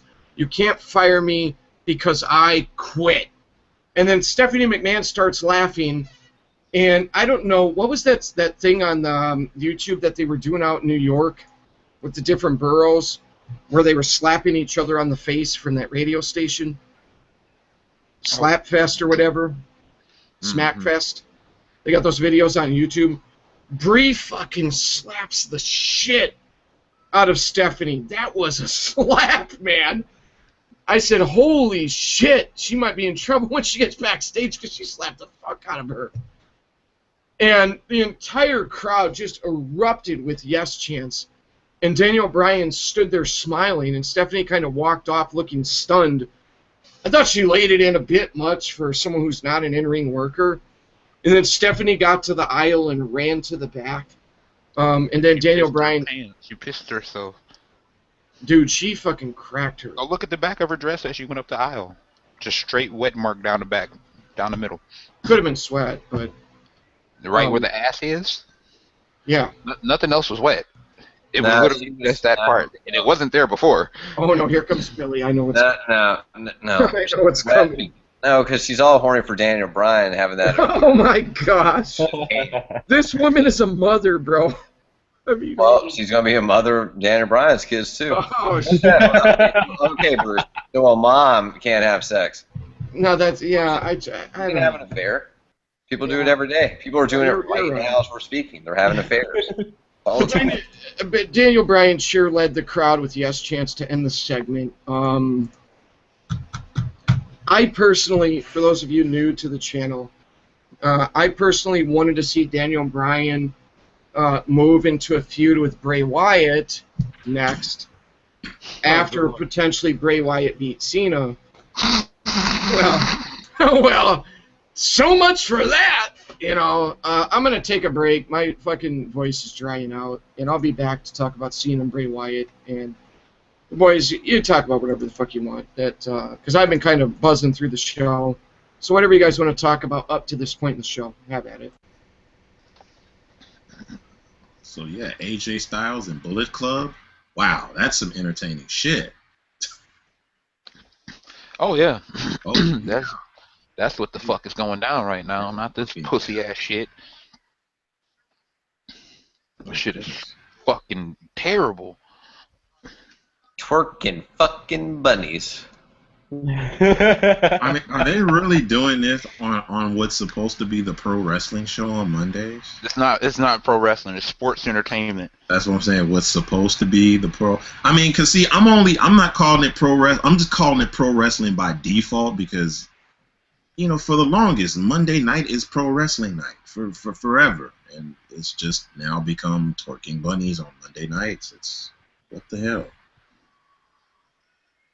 You got twerking bunnies. You got dudes with mystical powers of fire. And John fucking Cena. You got motherfucking Wade Barrett as the mythological bare knuckle fighter. You got I just want Glenn Jacobs to retire. Flying goats. You got parties happening at the fucking announce table. They're still doing the fly. Wow, I'm glad I'm not watching. I mean, literally, just listen to that shit. And let me say, the you got the fucking segment, midget, and then you got fucking midget bulls running around. Midget bulls. So you got fighting midget leprechauns in a hair versus mask match, and the bull gets his fucking tail pulled off. Wow. This sounds like one of those fucked up, twisted versions of 12 Days of Christmas. Just listen to shit. First, they want you to believe that this grown ass three midget bulls.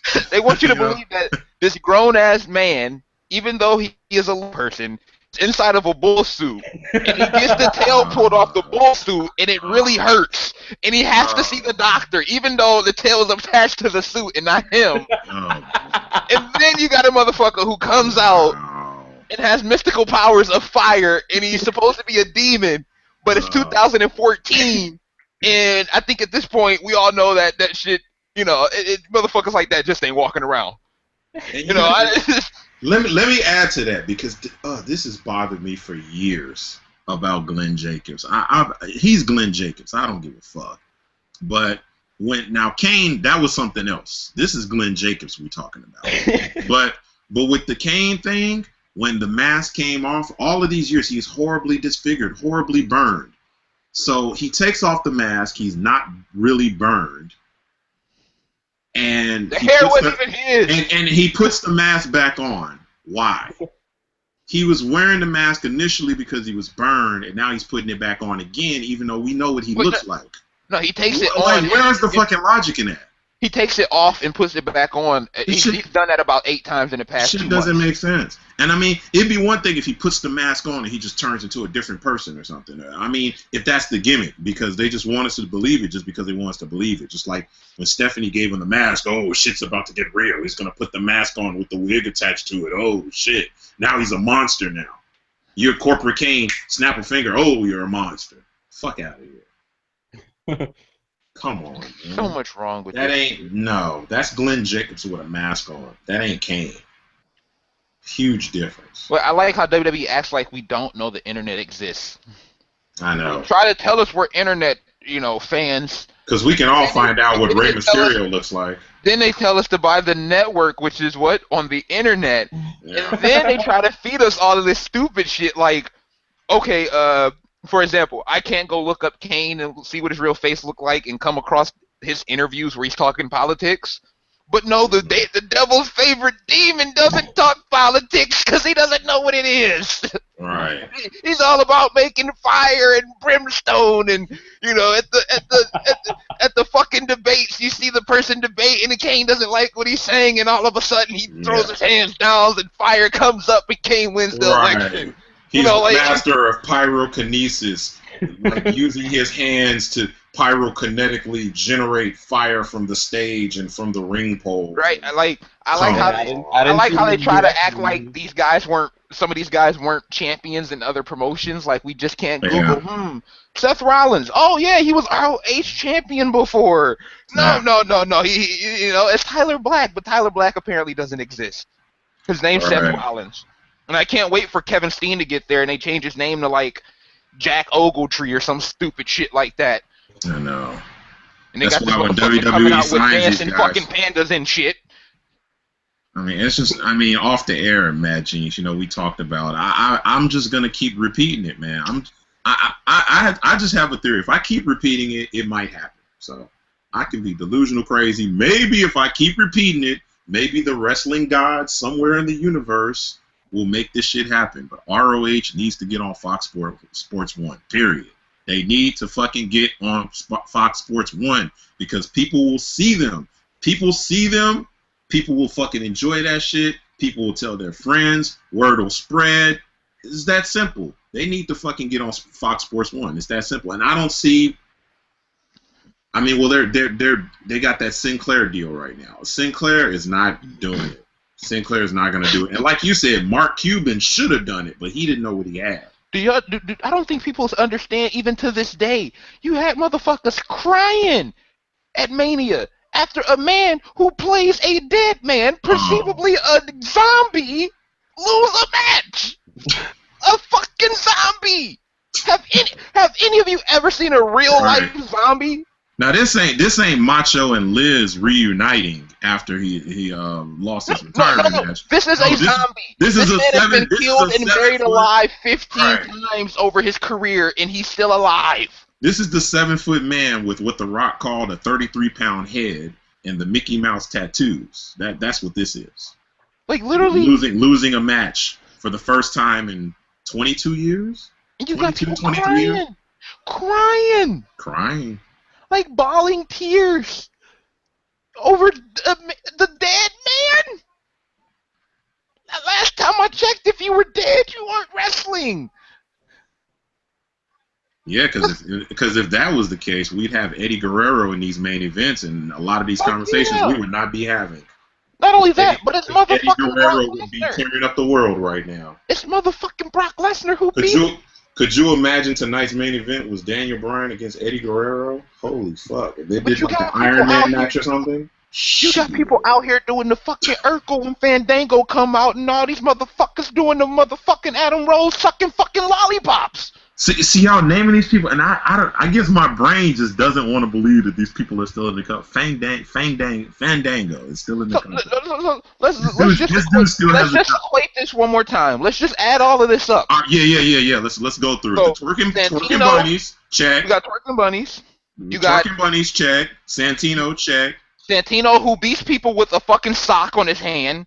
With his hands making shadow puppets, tapping people with the fingers. Anybody who's ever played a lick of basketball or football knows that if you had your hands like that and you hit something, you're jamming or breaking a finger. But that's besides the point. Apparently Santino has reinforced. I jam my fingers just going for rebounds. You know what I'm saying? Exactly. You know, you got twerking bunnies. Check. You have a zombie who lost at WrestleMania and everybody cried about a zombie. Right, check. You have the devil's favorite. A 55-year-old zombie who every year says he's 47. Check. You have the devil's favorite demon who apparently runs for office of some. Who's into politics because he's the devil's favorite demon. Apparently, hell has electoral mayors as well. Electoral races as well. In Tennessee, and he's a Republican. Check. He's a Republican. You have virtually Superman, who has I've seen no sell a burning car. Without the cape. Hey, let's keep this bipartisan. Think about it. No, I was just calling it. Hey, I have friends who are Republicans. I have white Republican friends, black Republican. Nothing wrong with Republicans. Just John Cena could literally go against a fucking fatality in Mortal Kombat, and all of a sudden he still kicks out at 2. Or Optimus Prime's feigned plasma cannon. Check. But I John, don't know why he's we a bombed 60-foot through robot. We could have just sent John Right. Cena out there to tell you the truth. I mean, just listen to all of this shit. A motherfucker who comes out with a lollipop in his mouth. Check. With a lollipop in his mouth for a fight, might I add. On his tour bus playing Hungry Hippos on the way. Check. Who does like this little stupid ass bicycle kick thing when he's in between the ropes. I haven't seen that, but check. You don't want to see it, but just avoid it at all. Avoid any Adam Rose match at all costs. All I saw was Leo Kruger. I have not seen Adam. Just avoid it at all costs. You have Goldust. I mean, talented worker, yes. But if you was out about to fight somebody and you seen a motherfucker walk up with gold face paint on, what the fuck would you think? Like, oh, he's a street performer. Let me give this guy $2. He's really good at this. You know? Like, really? All these goofy smiling motherfuckers on my TV. They don't look like they want to fight anybody. They're like they all want to sit by a campfire and sing Kumbaya while Vince McMahon pisses in all their faces. Well, MG, you forgot one. I'm afraid I've got some bad news. And apparently Wade Barrett has either really good timing or he can teleport because he always shows up at the worst possible moments when I don't want to see him. Yeah. And now we move on to the bottom of the barrel. And if you don't like the truth of what I just said, you can suck cock through a Guantanamo Bay. Whoa. All right, Grits. All right. Bray Wyatt versus John Cena last man standing match. Here we go. Put on your seatbelts. Okay. Well, we'll need our seatbelt. Well, I don't know. No. Okay. So before Cena's stupid ass even came out, you heard, "Let's go, Cena! Cena sucks!" Right?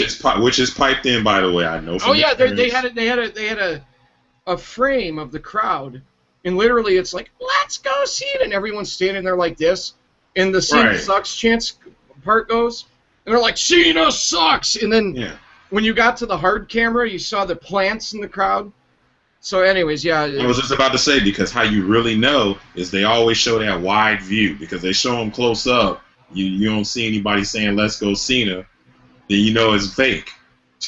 Yeah, good job pumping in that one.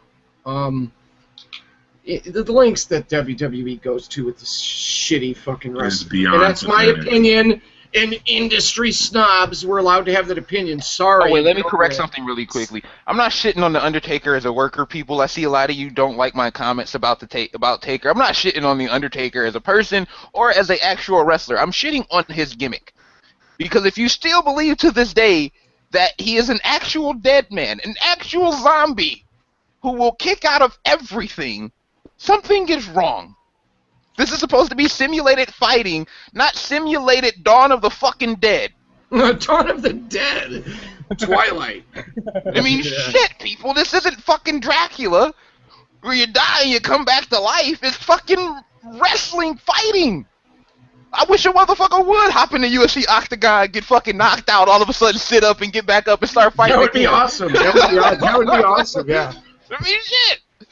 All right, so anyways, yeah.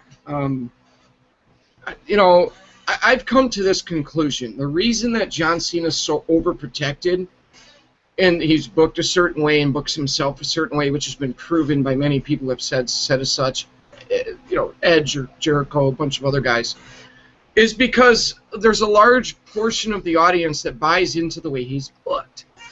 Well, he never gives up, you know. He overcomes the odds. has nothing to do with talent. It's just people who buy into the character and the gimmick and stuff like that. Thank you, the dead man. How is he passing the wellness test? Yeah. That's a good one. That's a good one.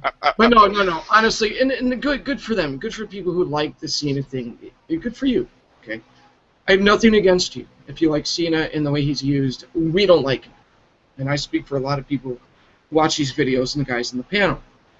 But I say take away the Cena Superman shit, and then what do you have? You know, put Cena in the New Japan and just have him wrestle matches, a regular 10 to 15 minute match like everyone else where he has to lose at the end. What do you have? So in my opinion, he sucks, and that's why he's so overprotected, because that's how they have to get him over. All right, as far as the match itself, John Cena's Bulldog was shit. His shoulder tackles are boring, and they suck. His little side slam to set up the weak-ass five-knuckle shuffle. After watching the $1 Million Man do the falling punch for so many years, that five-knuckle shuffle is fucking insulting to my intelligence. It may be the single dumbest move in wrestling history. It makes The Rock's people's elbow look like a Brock Lesnar F5 in comparison. That Jerry Lawler punch is better. Yes. The way he took the Gutbuster looked like shit. The way he would just stop selling and go on the offense with no ring psychology irritated me like usual. The outside, of course, he had outside interference in the match. He had to overcome all this shit. It was ridiculous as usual. Did I mention that he took 2 ass bumps in the match instead of just bumping on his back? You used to taking bumps on the ass. Oh, yeah. John, take it. Oh, yeah. Yeah. Yes. Bump my ass, yeah. Yeah. Oh, I thought you were Sean. I'm sorry. I'm sorry, Bruce. I'm sorry. Zing. Yeah. Yes. Carry on with your good review, people. All right. Because we at the World Wrestling Federation, we support freedom of opinion. Even on the damn internets. Sure. Internet. Mystic Man's all of a sudden from Chicago, throwing the S at the end of internet. Internet. Don't talk about the Bears. You understand? This pay-per-view was in Chicago, but I don't condone the Adam Rose chants.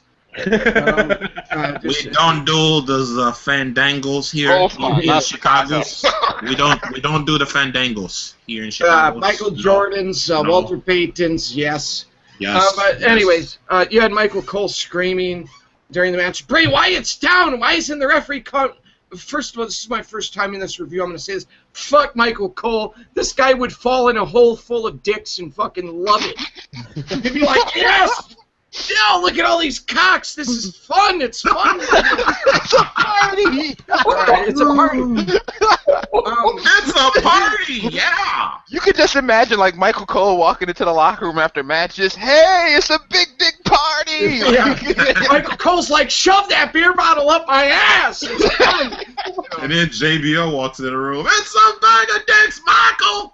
Yes. It's a dick party, Michael. It's gonna be a good night, Michael. Go ahead, suck on one of them, Michael. Just like Adam Rose sucked them lollipops, Michael. Yeah. You just get fucking Farouk walking past the door. Damn. All right. So, anyways, so you have the Bray Wyatt. He's down on the floor for more than a 10 count, according to Michael Cole, who I like to affectionately call the pocket anus wearing and fucking cock burglar. Okay, but the Usos ran out. They attack Harper and Rowan. It might as well have been a 6-man tag match. Eric Rowan was driven through a table on the floor by, I believe it was Jey Uso. I always mix them up. Whatever. It was Jimmy. It was Jimmy. And then Luke Harper superplexed one of the Usos through the 2 tables on the floor, which was pretty cool. It was like a WWE 2K14 spot. I will give John Cena credit for this. His physique. The guy obviously stays in the gym. His leg drop was good in the match. People say you can't ever give him any credit. And then the stairs spot where he threw the ring stairs at Bray Wyatt. But let's be honest here. Wasn't that fucking Bray Wyatt making that spot where he said, "Yeah, you can throw the ring stairs at me"? Common sense, a little common sense. Pretty ballsy move for Bray to take that spot.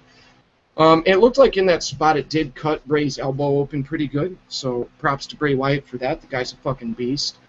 The best parts to the match was any portion of the match where Bray Wyatt was getting the offense, of course. Again, my opinion. I'm definitely not a Cena fan. I'm the furthest thing from it. The suplex through the table that Bray delivered to Cena was nice. The usage of the steel chair, the spot where he used the steel chairs or the steel stairs, to drop Cena, and then he stood up on the bottom portion of the stairs in the middle of the ring, and the crowd saying he's got the whole world in his hands.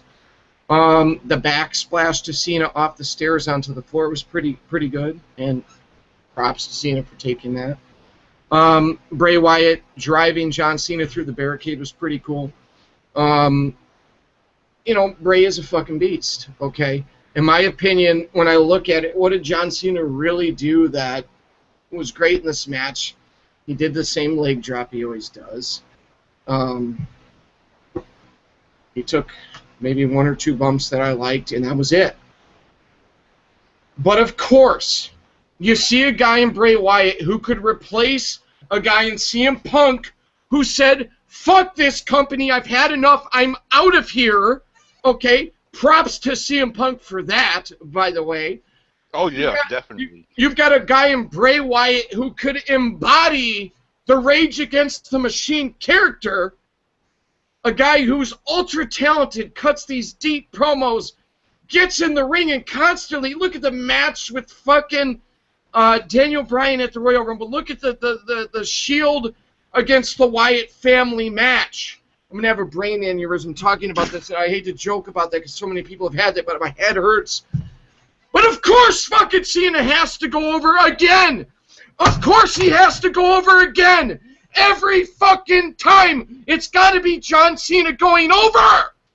Why couldn't Bray Wyatt go over in the situation? I'm a fan of movies. I'm a fan of intelligent television shows. The WWE constantly shoves this guy down our fucking throats. It's always got to be fucking Cena every fucking time. Bray Wyatt should have gone over. Cena gains nothing. And for the record, as soon as John Cena went over, the crowd died for the rest of the night. Because it's like, yeah, this Bray Wyatt thing's cool, the top heel in the company. Of course they fed him to Cena, because this company knows how to do nothing else other than feed these guys who are really good to Cena. Fuck Cena. Cena sucks, and if you don't like it, too bad. It's an opinion, and get over it. That finish to this match literally ruined. I was enjoying the pay-per-view. And then we got to this point, and it was like, fuck, again? 9 fucking years? When is enough with this fucking company? Oh, fuck this company! And fuck you, Cena!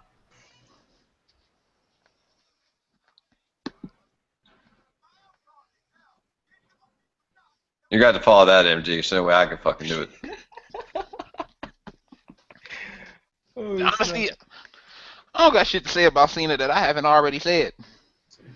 I've been saying the same shit about this motherfucker for, what, 9 years now? There's nothing else left to say about this motherfucker. I knew he was going to win. I had no doubt in my mind. I didn't even think he was going to lose. Bray Wyatt was going to beat him with a bunch of interference. I had no doubt in my mind Cena was going to win this match. It's the same old shit. Over and over and over and over. Nothing's going to change. It's not going to change no time soon. Bray Wyatt, might I say, Bray Wyatt right now is the superstar of 2014 for WWE. Fuck Roman Reigns. Look at what Bray Wyatt's been doing. On the mic, in the ring, he's probably been one of the most consistent guys. Look at the pay-per-view matches he's had. Even the ones with Cena. Cena fucking sucks, that's no doubt, but Bray has carried his own. And he's stepped up to the plate every pay-per-view he's been on. So when you look at it, I honestly think we can say Bray Wyatt has been the superstar of 2014 to this point. And it's a shame. I mean, Daniel Bryan's been solid, but obviously his strong suit is in the ring. Bray Wyatt's been killing it in the ring and on the mic. And what happens? Feed him to Cena. Feed him to Cena, one of the brightest. Every fucking time. Every fucking time you get your hopes up for somebody. Every fucking time an Edge comes along, a CM Punk comes along, whoever the fucking case may be, even The Rock, one of the biggest fucking names on this planet. If you're hoping for change with the WWE, well, you got a better chance, honestly, of sleeping with Jennifer Aniston or whoever you want to think. I mean, there is no fucking hope for this company. None. None. There's a better chance of world peace than there is of John Cena actually doing the job for someone more talented than. Fucking Bray Wyatt has more talented in his balls than John Cena has in his whole body. This guy's actually cutting promos that are charismatic and entertaining. How many times during this feud did Cena have to be like, well, you're charismatic, just jealousy, this passive-aggressive piece of shit. The match gets over, he stands there in the aisle and he's like, yep, I won again, you asshole. You didn't see that? Who didn't see that? This guy's a passive-aggressive douchebag. I can't fucking stand him from day one with the fake wannabe rapper gimmick, and people are like, oh, come on, you like Cena when it was Thugonomics. No, I didn't. I could swear to God that I did not. I thought he was garbage from day fucking one. I was baffled when they were going with him over Kurt Angle. It's 2014 WWE. Why does Cena always have to go over? And JBL literally goes, well, Michael, Cena found a way to bury Bray Wyatt. He sure did, didn't he? Is that a fact? Is that a fucking fact or what? Nobody can ever say shit again about Triple H. As long as Cena Triple H has been doing business this year. We talk about Triple H's golden shovel and talk about Booker T. He does business at WrestleMania for the There has never been a guy as protected as fuckboy Buckethead. The shit factor of professional fucking wrestling in John Cena. But we're bad people because we think he sucks. Excuse me if I think this guy can't hold a fucking candle to some of the great mic workers and great workers of all time. And then after WrestleMania, I said, yeah, you know what, I'll go ahead and order the network. They got these top 10 lists, and the fact that Cena makes any of them is a joke. Any of them. He's not top 100 at anything. Do they have an uncharismatic list? Well, I don't know if he'd be on that. I mean, but when you're talking about top guys, he'd be on that. To me, John Cena's comparable. When you're talking about guys who got a push, is comparable to Lex Luger with the Lex Express, to Bob fucking Backlund and that weird politician shit he did. This dude, to me, is absolute garbage. He's where pro wrestling has gone to fucking die. I mean, Kevin Nash, I didn't like Kevin Nash as Diesel as a top guy, but I kind of got it. Holy shit, this guy makes Kevin Nash look like Hulk fucking Hogan. He does. Honest to God. Sadly, he does. That's the thing that those of you. That's the thing that those of you out there. That's the thing that those of you out there who don't get where we're coming from will never understand. To a lot of us, John Cena's been trash since day fucking one. Day 1, 2005. Well, people are fatigued with Cena. No, we were chanting Cena sucks back then. For the record, Bray Wyatt, we're on the website, blitzsportsnetwork.com. We're talking about, I brought up that in one of the VIP videos, I said, I think that Bray Wyatt could be a really good anti-authority guy. That he would actually fit better going against the, what's that cheesy word they call them? The authority. And fucking Daniel fucking Bryan. But of course, who does Bray Wyatt have to bow down at his feet? John fucking Cena again. Every time someone comes up who's actually good, oh, here's the fucking Super Cena hero. This guy's won more battles than the Marvel and DC comic book characters combined, times 10. I mean, nobody wants to see reruns. They literally have to be on their 2000th rerun with this fuckhead. The best way to put it, in my opinion, is as simple as this. Fuck Cena!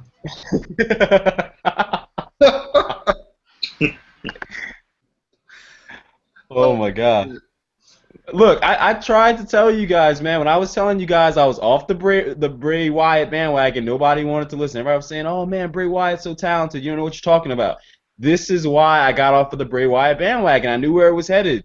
As soon as I saw the Wyatt family appear in the Elimination Chamber, I was like, "Oh, all right, I'm done with the Wyatt family. That's it." And I was a huge Bray Wyatt fan, huge Bray Wyatt guy. I think he's the most talented guy they have right now. I agree with Bruce. But we all saw this coming, man. I mean, is this a surprise to anyone? This is what the WWE does. When somebody organically gets themselves over, okay, when they have all the momentum, they use that person to keep Cena relevant. That's how they've kept this dude relevant for a decade. It's sad. It's sad, man. I mean, Bray Wyatt calls himself the eater of worlds. John Cena is the eater of talent. John Cena, man. I mean, this is what we have, man. Careers. Yeah. I'm over it, man. I mean, I like I said, I just can't support anybody in this company knowing that if they get themselves to a certain level, there is a ceiling because the John Cena factor, it is coming to bury you at the end of the day, So I respect CM Punk in the regard of getting out of Dodge because that's where all roads lead to, Cena.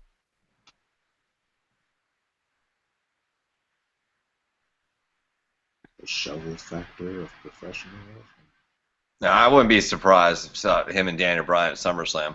And I would not be surprised if he still wants this one up on that. That's the next one. I mean, Daniel Bryan, hey, this is what we're going to do. Here's the WWE production meeting. You know what, guys? I have an idea. This is what we're going to do. We're going to feed Rusev to John, and then we'll get the belt back on him, right? Dude, I'm done talking about Cena. I'm done. I don't want to fucking talk about this talentless fuck anymore. He can go sniff dicks and do his little charity, and they can try to make you feel bad for not liking him. The guy's fucking garbage. Garbage, garbage, garbage, garbage, garbage. The shit factor of professional wrestling in my book. Oh, and all these other guys in the industry, the people who do that are internet fans. No, we have our opinions too. And you know what? Keep pushing this in the back. Keep pushing back harder. I think the guy's fucking trash. But he had a great match with Bray Wyatt. No, Bray Wyatt had a great match with a broomstick, motherfucker. That's my opinion. Okay? We're allowed to have our own opinions. There's no right or wrong answer. I just don't understand this company, dude. I'm dead. Bray Wyatt's dead to me, Ross. Bray Wyatt's dead to me. You already know now. The WWE has confirmed that he's only so good. He's not going to be the guy to actually fucking dethrone fuckboy Buckethead. He's not the guy who's going to dethrone the shit factor of professional wrestling. Don't get it twisted. Daniel Bryan's got the belts, but Cena's still their number one guy. Who did they throw into? Who did they feed the biggest heel to? Well, Cena wasn't in the main event. What are you guys so mad for? Who did they just feed their biggest fucking heel to? I agree 100%. I agree 100%. I mean, the Bray crazy Wyatt is the most all-around talented guy that they've had since the summer of Punk. Everything this company does makes no sense. I mean, like you said, they're running with Cena because they're trying to make sure that nobody else leaves. Okay, they're trying to protect their interests, but here's the thing. You're investing all of your product and your time in Cena. What's going to happen when he eventually leaves or eventually eventually this guy's run is going to be over. I don't know if it's going to be in the year 3000, 1,000 years from now, but it's going to end at some point. And when it does, what are you going to be left with? You're going to be left with a roster that's under the ground. Everybody's going to be buried. Well, okay, and I want to make this very clear because when we start talking about Cena, there's people in the comments who would wish death on him and stuff like that. We're not talking about Cena the person. We're talking about Cena as a performer. You guys need to kind of pull back on that. The fact that he sucks in a wrestling ring and is shoved down our throats doesn't mean the guy needs to die. All right? I mean, holy shit. But let's not, don't take it, I'll be ranting on you guys before you know it. But It's so far past the point of absurdity. It really is. So can we just move on? Because I want to get this over with so we can do the VIP video for the website subscribers. Yep. God bless Russia, God bless Lana, and God bless Vladimir Putin. Jumping Jeff Farmer. Gotta say that. Oh, I'm sorry. I just got. You know, as a little guy, I grew up loving wrestling. My dad gave me a hard time for it. You know, he had me boxing from the age of 3, put me in martial arts classes. I had to play all the sports and stuff like that, which I loved. And my dad didn't like me watching wrestling. He liked Macho Man Randy Savage, though. But you know, I always had a passion for it, and still have a passion until this day. I can't believe that this fucking guy is literally has had the longest run on top in wrestling history, at least since Bruno Sammartino. To name a guy who's been on top for as long as Cena. Well, you can't. Okay. Yeah, exactly. You can't. Exactly. Look, I implore all of you. Andre. I implore all of you to go to cagematch.net and look at Cena's match statistics. This guy does not even lose when it's 1-on-2, 1-on-3, or 1-on-4 scenarios. Yeah, didn't he only lose 2 matches last year? 3, I think. Two I or think two or it three. was 6 in total. It wasn't a okay. Look, in his career, he's 13-1 in 1 versus 3 matches. Oh God. He's 1-1 in 1 versus 4. 1 versus 2. He's 46-2 in his career. Just listen to how ridiculous this is. Well, I think there's only one person that could take him down, in my opinion. I think it's got to be Lana. She's undefeated. And I think right now she's the only one that could do it. Yeah, she's after that goal. Even Father Time's going to have a tough time taking him down. We might have to. He's already trying and he's failing. Fuck Optimus Prime. We might have to get Voltron. Well, Split all 5 of those lions and quintuple team. moving on. I'm done talking about Cena till the VIP overtime video. I'm done. Okay, so Alicia Fox versus Paige, WWE Divas Championship. For the record, the crowd was completely dead for the rest of the show, other than a few high spots, because they're like, well, Bray Wyatt's buried. You know, whether or not he's completely buried in the sense that they're not going to use him and he's Dolph Ziggler 2.0, that's not what I mean. I mean, the chances of him being a main eventer are probably done after what you just saw. But, yeah, some people in the crowd allegedly did the Adam Rose thing. I'm praying that those were piped in, but it was mild. That's not the same. You want to be no fucking Rosebud. Yeah, you want to be a rosebud for you new viewers to the channel. Do you want to know what a rosebud is? It's what your anus looks like after someone shoves their fist up your ass. Go look up the actual definition of rosebud. That's what a rosebud is. It's what your anus looks like after. It's that. Yeah, you want to be a rosebud? You want to be a puckered anus after being fisted? you go ahead and be a fucking think about that. anus. You want to be a Rosebud. Yeah. Think to yourself, do you want to be fisted? You want to be fisted? You get to be fisted. Now, Adam Rose would be happy to do it as a character. So, anyways, I can't come up with a good excuse for the crowd doing the Adam Rose theme. I can't. I'll just tell you this much. In 1998, that doesn't happen. Fucking dick-tugging motherfucking character. I'm not going to go. I try not to paint with a broad brush, you know.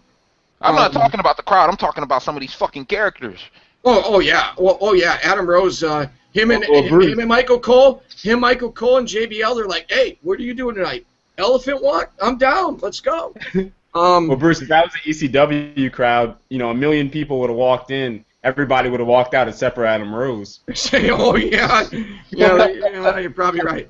But you know, this Paige Alicia Fox match, after that fucking really good women's match on NXT TakeOver, I was hoping to see a really good match here, and honestly, I wanted to see more actual wrestling, and I thought it fell flat to me. There just wasn't enough good in-ring crisp wrestling in the match for me, as far as at least my expectations. His dog Elroy, was that the Jetsons I just heard in the background? Oh, that's one of my text tones. Yeah. No, okay. But Paige went over. and retained with the Scorpion Crosslock, which they're now calling the PTO, the Page Tap Out. And after the match, Alicia Fox is like, she's going to snap, and the crowd's chanting, "You tapped out," and she yells at the crowd, "I said silence!" And then she starts walking down the aisle and then just runs down the aisle like a petulant, spoiled brat child, you know. I thought this was going to be better. I was pretty disappointed with it. I think Paige needs AJ Lee. I mean, I don't know if AJ Lee is gone from the company or not. Or AJ Lee's writing the CMD, so I had to do it. I had to do it. But nah, dude, I think she needs somebody to really push her. I mean, she's head and shoulders better than everybody in that company right now, and I think she needs a real feud. You know, Alicia Fox tried. You know, she did her thing a little bit, but she's not on Paige's level, and I don't think there's really too many people back there that are. So None. I think she's missing AJ Lee right now. I think if she could have really got that AJ Lee feud as her first feud, that really would have catapulted Paige into superstardom. And you know, I mean, there's always that. They have one who's on her level when it comes to in-ring work, and that's Natalya. Right. That would be a good feud. But I mean, the thing is, I mean, they say that you're never really the champion until you take the belt off of the former champ, and I think that she really needed that AJ Lee feud, and I think that's kind of why she's not as big as she should be in my mind. Because I mean, this is a special diva that we're talking about here. Well, don't forget Alexa Bliss is coming down the pipe. I mean pipeline. I wish. No comment. Hey, put her in there versus Lana, man. Let's see Lana get in there. Let's see what she can do. She's trying to be a wrestler. So there you go. Lana can just walk around that ring. Lana will crush the divas. Crash it. She will crush them. But I agree with Bruce, though, man. This whole Alicia Fox Paige thing, it's kind of falling flat for me. Yeah, you know, I like this whole Stone Cold Alicia Fox thing, though. It's pretty damn entertaining, just by itself. But when it comes to the actual feud with Paige, they ruined Paige's character the day she debuted. Yeah. You know, and right now you're looking at the effects of it. That's all that is. You know, obviously not having the best women's roster right now. Not even not having the best women's roster, but having a roster that's so far behind Paige when it comes to in-ring ability. You know, that is a huge pain. You know, it's kind of like Gail Kim and TNA. Obviously, Paige isn't as good as Gail Kim, but it's kind of a similar situation where you have Gail Kim and everybody else on that Knockouts roster is terrible compared to her. And it's the same right here with Paige. Like I said, Natalya's the only one that is, well, you know what? Emma isn't miles behind her, but they don't even use Emma in the right way. And then Natalya, obviously, you don't even get to see her wrestle unless she's on NXT. So, yeah, they ruined Emma too. I mean, that's the problem. You hit the nail on the head in the beginning. I mean, they built her the wrong way from the beginning, and at least, even though there's such a weak roster, if they could have, you know, booked her as, you know, the badass character that she is coming in, then she could have just been taking all these divas out, and it wouldn't be a problem. But the thing is, now you booked her that certain way, and now she's in there having these feuds with people she really shouldn't be feuding with. I mean, yeah, in a perfect world, when Emma debuted, she would have been the one to take that belt off of AJ since she's a face, and then you have Paige debut as a heel. Yep. Eventually, and take the belt off of Emma, and then eventually down the road, you have Paige turn face, and Charlotte, who is moving really fast as far as her progression, she's the one who comes in as a heel and takes out Paige, and then that way you have a well-rounded roster, with Paige and Charlotte and Emma circling around that title belt, and then Alexa Bliss. She's super athletic, but it's almost a wait and see thing. You know, you got to see how far she takes that athleticism, but she has a lot of potential. Stop hating on me and Billy's blue. I'm not. I just said she has a lot of potential. You just have to see how far she's going to take it, or how far WWE allows her to take it. Because you know WWE holds people back. We want to see how far. Yeah. He's gonna take it. I'll tell you one thing. I'm giving her more than half pipe. All right. Getting the whole fucking plumber's tool shed. And something. Ski. Oh, shit. Yeah, as Flow Rider said, Whistle, babe. No. Oh, we got some breaking dirt sheet news. John Cena just kicked out of the electric chair. All right, so moving on. Evolution versus the Shield in the main event. No holds barred elimination match. Again, the crowd is dead because they're like, "Fuck Bray Wyatt, fuck why?" I have a question, though. If it's a no holds barred match, why are they tagging? Tagging, yeah. Thank you. Well, you could say that same thing in ECW where the matches basically had no rules, but they would still work tag matches. It's like similar to that tables match in TNA a few weeks ago where... Can I just throw in a random Macho Man Randy Savage Hall of Fame? Okay, just one. Yeah. Throw that in as many times as you need to. Yeah. All right, so the first thing, that... how about I do it like this? I'll just go through my favorite moves of the match. Seth Rollins with the Ode to Eddie with the Three Amigos. Mm-hmm. Yes, sir. I really liked that. The crowd recognized it right away. He didn't do it as good as Eddie. Nobody does it as good as Eddie. Yeah, but he at least did it. Triple H and Roman Reigns, their face-off. Mad Genius, you Roman Reigns hater. Oh, it's a face-off. Did he wrestle good? Hater. He wrestle good. Oh, these guys yes. Tear the house down at SummerSlam. Here we go. No, it was an epic face-off. That match was awesome. No, I'm kidding. I'm trolling you. Shit. I'm excited. No. I am excited. Well, yeah, I mean, they've done holy shit chants to a suicide dive, so, I mean, let's be honest here. That chant's been bastardized. But, first of all, it's not a face-off when you're doing it with Triple H. It's a nose-off. Okay, it's a nose-off. It's a, look out, duck the shovel, all the old jokes. But honestly, for me, if they go with this Triple H Roman Reigns match at SummerSlam, which we're hoping to see, that to me is the Roman Reigns litmus test. That's when I will give my concrete opinion on him. At this point, I still just see a guy with potential. I know that Mad Genius and there's others that have completely given up on him. I see a guy with potential. Okay? He's stale as I don't know what. And you can read my post on yes or no? .com, and you can see my opinion on Roman Reigns. Yes or no? MG, yes or no? Mm-hmm. Is Roman Reigns using all of his moves? No. Is he using half of his moves right now? Yes. No. He's because the other moves you seen in that video were all clotheslines. No, they were not. You fucking They were all clothesline variations, bro. You fucking hater. Bro, no. Like one of the moves on that list was a clothesline off the second rope. You know what the problem is? You like pussy. You pussy fucker. You're damn right. I'm sorry. You're supposed to be insulted by that. Inside joke. Sorry. That was an inside joke. Most of those moves, like there's literally a jumping clothesline off the second rope. It's still a clothesline. I just got distracted. I'm just thinking of wet pussy right now. I'm sorry. I'm like, gotta go. So anyway. All right, guys, review's over. I just threw it all off track, but yeah. So Three Amigos the face. I like that. I want to see what happens in that match. I hope it happens at SummerSlam. I think it'd be a good litmus test. Mad Genius is already thrown in the towel because he knows Roman Reigns is going to be afforded more opportunities than Rollins and Ambrose. And I can understand the frustration with that. I completely understand.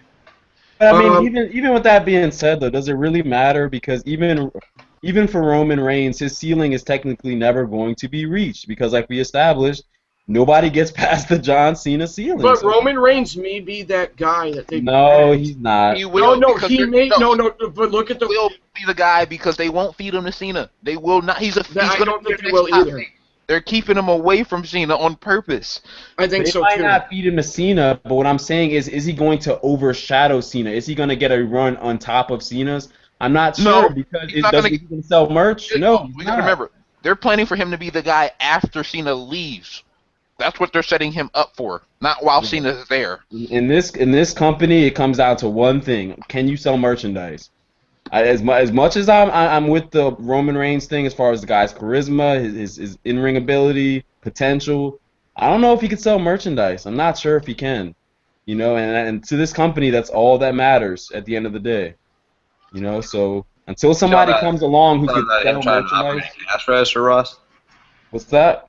You talking about Roman Reigns trying to operate a cash register? The assholes. Can you just picture Reigns? You aren't even giving him a chance, man. Reigns doesn't say anything at the cash register except change. He was like, what are those two things I'm supposed to say again? Paper or plastic? Yeah. He goes in the room. No, he's not that dumb. I will say it again.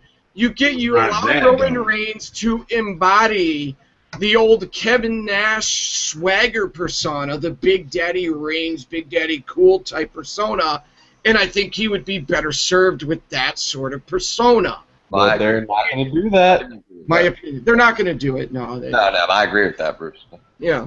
We've always done eye-to-eye on that one. Yep. Before we start the rest of this review, Jumping Jeff Farmer. Yep. Hang on. Motley Cruz. So anyway. And now you got me, man. Now. Bruce, this is where I agree with you. I think that Roman Reigns has more talent and potential than a Dave Bautista, and I think he can do a lot more than Dave Bautista can do. But the problem is, if the WWE is going to continue to handicap him, we're never really going to get to see that, and that's the problem. Thank you. Hey, Ross, don't tell anyone, but I'll send you that check for. The training wheels off. Yeah. Okay, go watch Reigns' top 20 moves, 25 moves video, and tell me that there's not. You will see that they're not. Tell me that there's not 15 clotheslines on that. You will see they're not even using half his moves. Okay, yes. Okay, yes. Owned yourself. Okay, yes. A body slam and 15 clotheslines makes up the list of 25. By the way, Mad Genius and I have been having this debate off the air, and then people are like, "Why does Bruce think Roman Reigns is going to be good?" I don't know yet. You have a proven guy though that you can use right now in Hollywood Hulk Hogan. Oh, come on! I agree. Fucking Triple H has to put over Triple H at SummerSlam. That's my new agenda. All right, let me get through the rest of this match. So he has to elevate Triple H now. Okay, so I talked about the Three Amigos. I talked about the face-off. Rollins did take a protected weapon shot to the head from Triple H, which, did he get a concussion from it? No. So why they don't do that more, I don't know. The triple powerbomb to the announce table, again. One guy completely misquoted me. He came to my inbox and he goes, "Why would you want them to not clean off the table? They could get hurt with that stuff on there." How many times have I said I want the announcers to clear it off, not the guys who are potentially trying to hurt their opponent? Why would you be like, "Oh, let me make this landing safer here, get this monitor out of the way. Oh, this little microphone, that might hurt too." The announcers, they should be like, "Oh, here they come. Hurry, Michael. Get the monitor. I'll get the microphones." Why does it got to be the guys who are supposed to be attacking, clearing up the table? It makes no fucking sense. It's been a pet peeve of mine for years, and yes, I'm going to keep fucking saying it, because tell me that looks believable. At the end of the day, you're supposed to be marketing simulated fighting, no matter how theatrical pro wrestling is. But moving on. So, got the triple powerbomb spot. Reigns takes that like a champ. Rollins hit the front flip plancha to the floor. Sick. I mean, that's a sick move. Orton's side suplex to Ambrose on the chair. Ambrose is a beast for taking that move. Now, to a lot of people, this match may not have felt that big of a deal because the crowd was dead. Well, you could think WWE booking and John Cena going over Bray Wyatt for that. Okay? The crowd was fucking dead after that match. I mean, they popped for high spots, but in general, they're like, "Oh, yeah, it's still the same old shit." I think they were dead when they found out that then they realized CM Punk was not showing up. No, come on, dude. Give the fans. They have their hopes up, bro. You know it, bro. Do you know how many people may have been a about that this entire week? There may have been a contingency, you know. Come on, bro. Every time they go to Chicago for the next year, You're going to hear the CM Punk thing, and people are going to get their hopes up. And that's what that crowd was doing. They had their hopes up for CM Punk coming back at some point during the show. And once he didn't, they were like, fuck this shit. Okay, there may have been a small faction out there, but I definitely think there was the error came out of the building after Bray Wyatt. Riot? Yeah, well, Riot. that was my best Scott Steiner and Hulk Hogan impression. But, so anyways. Are we going to talk about Batista's wardrobe? No. Leonardo? I don't care what the man wears anymore. Batista's a fucking beast. He's a cool motherfucker. And I don't give a fuck, so you wore blue. I don't care. At least he wasn't wearing skinny jeans. All he missing was shoulder pads and the helmet. He could have been a Lions player or some shit. Well, it's fine. The dude's rocking $300. The dude's rocking a $300 pair of Jordans and fucking Gracie Jiu-Jitsu on his trunks. Excuse me if I think the motherfucker's cool. Bruce, do you agree with me that OKC... Ugly Jordans, might I mention, ugly Jordans. Hater. They are ugly, bro. Those are the same Did ones he or did he not try his hand in MMA? Against a plumber. I don't care. I don't care. He tried. See, I'm the only one defending Batista. No. I don't hate Batista. I'm going to embellish to defend him because I think a lot of people have sold his ass short because when he first came back, yes, garbage, okay? I agree. But let's fucking admit the fact the guy's had good matches on SmackDown. He was good at WrestleMania. SmackDown. Yeah, because you're a hater. Because you're a hater. I'm a hater because I don't watch SmackDown. Yes. I'm just. What are you crazy? I'm reaching. But people need to get the Batista is 95 fucking years old. Okay? Leave the man alone. Leave Batista alone. Leave Batista alone. I don't hate Batista. All I'm saying is OKC could have used him versus the Spurs. Okay. I don't hate Batista though. I mean, I think he came back during the wrong era. I'll say that. I like Batista. I definitely give Batista that, but he has had some some questionable moments as of late. He has the selfie on Twitter. I'm not defending the selfie. I'm not defending pants ripping because they're too damn tight. I'm not defending him borrowing Justin Bieber's pants either. Okay, but you got to give him some credit where credit's due. The man did turn it around in the ring. Bro, his pants were so tight, his boxers speared themselves. Yeah. His balls. The relatives of his nuts filed a missing person. I get it. Batista is the man though. Like I'm looking forward to seeing Guardians of the Galaxy. Like I've seen Man with the Iron Fist. Like Batista's a cool guy for the most part. It's just he has questionable moments. He does. I'll give you that. Everybody does. Austin Aries has questionable moments. So does Dolph Ziggler. Okay, all right. Back to the match. Back on point. I know Batista's an easy target. Batista. Well, it's a match until you get to Roman Reigns. Then it's just clotheslines and punches. No, it's not. You hater. All right, so I'm gonna turn the volume down and ignore these guys for a minute. So Orton side suplexed Ambrose on the chair was cool. Triple H's pedigree to Rollins on the chair on the floor where it was laid out on the floor. Roman Reigns being singled out and whipped with the kendo sticks in the chair shots. They were trying to turn him into, like, right before he was going to get crucified or something, you know? That was a pretty cool spot. I'm not going to make that comparison. I'm sorry. I won't go there. But Orton's hanging DDT to Ambrose off part of the stage was dope. I liked that. Seth Rollins' dive off the lower portion of the Tron was pretty cool.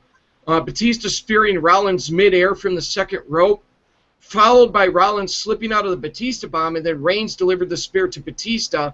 And then Rollins pinned him for the 3-count. Love the way they chained all that together. Batista was the first one eliminated. Randy Orton hit the RKO on Rollins, but then Reigns saved him. Orton had Reigns in the position for the hanging DDT, but Ambrose made the save with a chair shot and then hit his finisher. Triple H set up the pedigree on Ambrose, but Reigns made the save with the Superman punch, and Batista hit a spear on Reigns before he left the ring area. Remember, he was eliminated. Randy Orton's eliminated at this point as well, obviously, from Ambrose's finisher. He hands the sledgehammer to Triple H. And the thing I've always found to be hilarious, okay, this is an MP3 player, right? The thing I've always found to be hilarious is Triple H, like, here's the sledgehammer. And Triple H literally covers the end of the sledgehammer. And he'll deliver the sledgehammer shot like this. And the crowd always goes, oh, my gosh. And I've always sat there and gone, I hate that. You know, but that's just me. I don't expect him to crack someone over the head with the sledgehammer. But just, you know, a long-time pet peeve of mine as a wrestling fan. Some people may not care. A lot of people probably don't care, but that's just me. But he delivers the sledgehammer shot to Ambrose. Seth Rollins comes off the top rope out of nowhere with the flying knee. That's one camera shot that I do like, where they make it look like he came out of nowhere. And then Reigns hits the spear on Triple H and gets the pin for the 3 count. So the Shield wins in what I consider to be a very entertaining match. And I was actually surprised they didn't give Evolution the win in this one, but I thought it was good. So before the guys go here, I'm going to give my overall pay-per-view score, and then after these guys are done talking, we're going to plug their Twitters and YouTubes, and then we're going to record the VIP overtime video where we'll get into where does WWE go from here, and we'll talk more about what transpired on Blitz Sports Network. The depths of hell. Come support the cause, but overall pay-per-view, if I subtract John Cena and my frustration for John Cena from the pay-per-view, because I think this is the best way to do it, if I subtract Cena from the pay-per-view, I give it a solid 7 out of 10. I thought it was a good show. But when you add in the frustration for Cena, you add in, now it's like, you can only get so excited for Bray Wyatt going forward, when I was really excited for Bray Wyatt. And you know that the WWE just will not value him more than Cena. At least even in a storyline standpoint. I'm not necessarily talking about merchandise and all that other bullshit that I don't fucking care about. I'm talking entertainment-wise. Now that we know that Bray Wyatt has hit his head on the John Cena ceiling, not the glass ceiling, the John Cena ceiling, and he's fallen and he can't get up, it bothers me. I like Bray Wyatt. I wanted to see more out of him. I wanted to see him go over Cena. I wanted to see Bray Wyatt wrestle Daniel Bryan. I thought it made a ton of sense. I think Bray Wyatt is a bad motherfucker. I think he's a good actor, good performer. He's got great ring psychology. He's great on the stick. And again, the John Cena ceiling, this company, guys, you can only get so excited about them because eventually they hit that Cena ceiling. So if I factor in the Cena thing, 5 out of 10.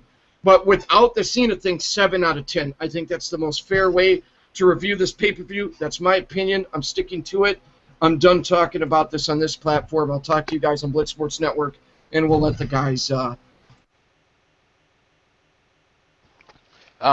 First thing I'd just like to point out is notice how during Bruce's review of the match, the only 2 moves that he said for Roman Reigns were Superman punch and spear. Touche. Exactly my point, people. Thank you. I will take my bow. Roman Reigns, 2 moves of doom so far. He's got 3 more to go before he works his way up the list. Right now, he is Kevin Nash. He has 5 moves: kick, punch, clothesline, hair flip. You know, that is Roman Reigns. That is Roman Reigns right now. The match was good. Only thing I'm worried about is I'm scared they're going to turn Rollins into a spot monkey. He's way too talented to be just a spot monkey, and that's well, obviously outside of him getting the push he deserves as a single star, that's my biggest concern about Rollins, because he is a talented wrestler. I don't want him to become a spot monkey. I do appreciate everything he's going out there and doing. Ambrose is a beast. You know, those 2 guys have been carrying the Shield since they've debuted on the mic, in the ring. They've carried the Shield. You know, Roman Reigns is just a big motherfucker who looks the part. That's it. You know, that's literally it. You know, Roman Reigns he says 1 word, he does 2 moves. He's simplistic. You know, the Evolution, or should I call him Evolution now because of Batista? They did their thing. They came out there, solid performance. They had some really nice spots incorporated into this match, which I like. The brawling was pretty decent, although, you know, I guess they got to brawl anytime Roman Reigns is in the match because that's, you know, he only knows how to throw punches and clotheslines. But you know, the match was pretty good though. I'm not gonna say the match was garbage. But it was a pretty solid match. I'll say that. Pretty entertaining. As far as the overall rating for the pay-per-view, I'm gonna go with a I'm gonna go with a 1 for my boy Cesaro, and I'll go 1.5 for the main, because the main event was good too. I'll go 1.5 out of 10. I think that's the highest rating I've given WWE in like 6 months for anything they've done.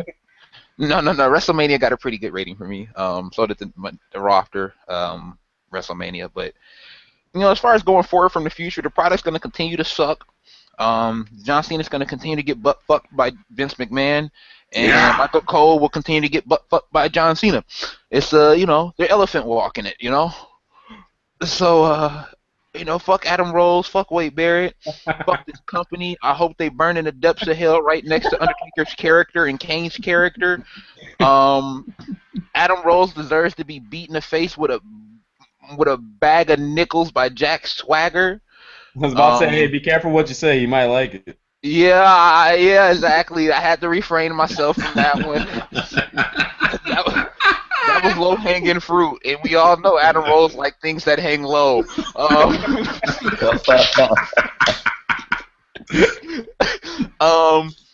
Bo Dallas is funny as shit. I've liked the Bo Dallas character for a while. He's funny as shit, but this company is shit. So everything they do is going to be shit. The shows are going to be shit. Their pay-per-views are going to be shit. Their wrestling matches are going to be shit 9 times out of 10. So yeah, I hope this company goes down in fucking flames. Speaking of Mega Man, I wish Mega Man would come out and shoot these motherfuckers in the face with a fucking blast from the cannon. While we're at it, why not get Proto Man and this fucking sword out here too? I mean, shit. Why not? But yeah, I'm sick of seeing John Cena's Mario mushroom eating ass every time he eats a fucking mushroom. It's like when Cena gets pinned, it's the equivalent of Mario eating that mushroom. They just kick out and get back up and get bigger and win everything. That's all it is. I'm fucking sick of the fucking forward attitude adjustment by Wade Barrett. That's all it is. It's a forward attitude adjustment, people. Nothing special about it. If you really break it down. Where the fuck is Dolph Ziggler? Why isn't Dolph Ziggler on TV? At this point, I'd rather see Zack Ryder than a lot of these motherfuckers. Hell, I'd rather see Jack Swagger than Adam Rose. We're getting to some new lows here, people. At the point where Jack Swagger comes out and I'm yelling at my TV to beat his ass because I hate Adam Rose so much, we have issues. We have issues, people, because I fucking hate Jack Swagger. What about the bunny? The bunny's cool. The bunny's over. It's the bunny. Put the belt on the bunny. It works. Put Ric Flair in the bunny suit, have him blade, and put the belt on him. It's a win-win. A bleeding, twerking bunny. By the way, I got that bunny over. Like Ric Flair. Wow. I got that bunny over. Nobody cared about the bunny until I said something about him twerking. They even started making it on TV. The bunnies are twerking. I got that motherfucker over. Where's my royalty check? But same place where Rock's royalty check for Fruity Pebbles is. So yeah, I mean that's pretty much all I got to say about the show. I fucking hate WWE. That's not gonna change, probably ever. I hate TNA too, by the way. Let's just throw that in there. I hate mainstream wrestling as a whole. There's nothing else to say. There's nothing, Go ahead. Who's next? I guess I'll go. Yeah, for me, I'll actually give this a positive rating. Usually I've been in the kind of the negative infinity range, but I'm gonna go ahead and give it a 2. That's the best I could do. I mean, this company is just such a disappointment at this point. Like we talked about, there's a ceiling for everybody, so really getting behind anybody doesn't make sense at this point. Bray Wyatt, I can only take him so seriously at the end of the day, like Bruce talked about earlier. John Cena still sniffs dicks.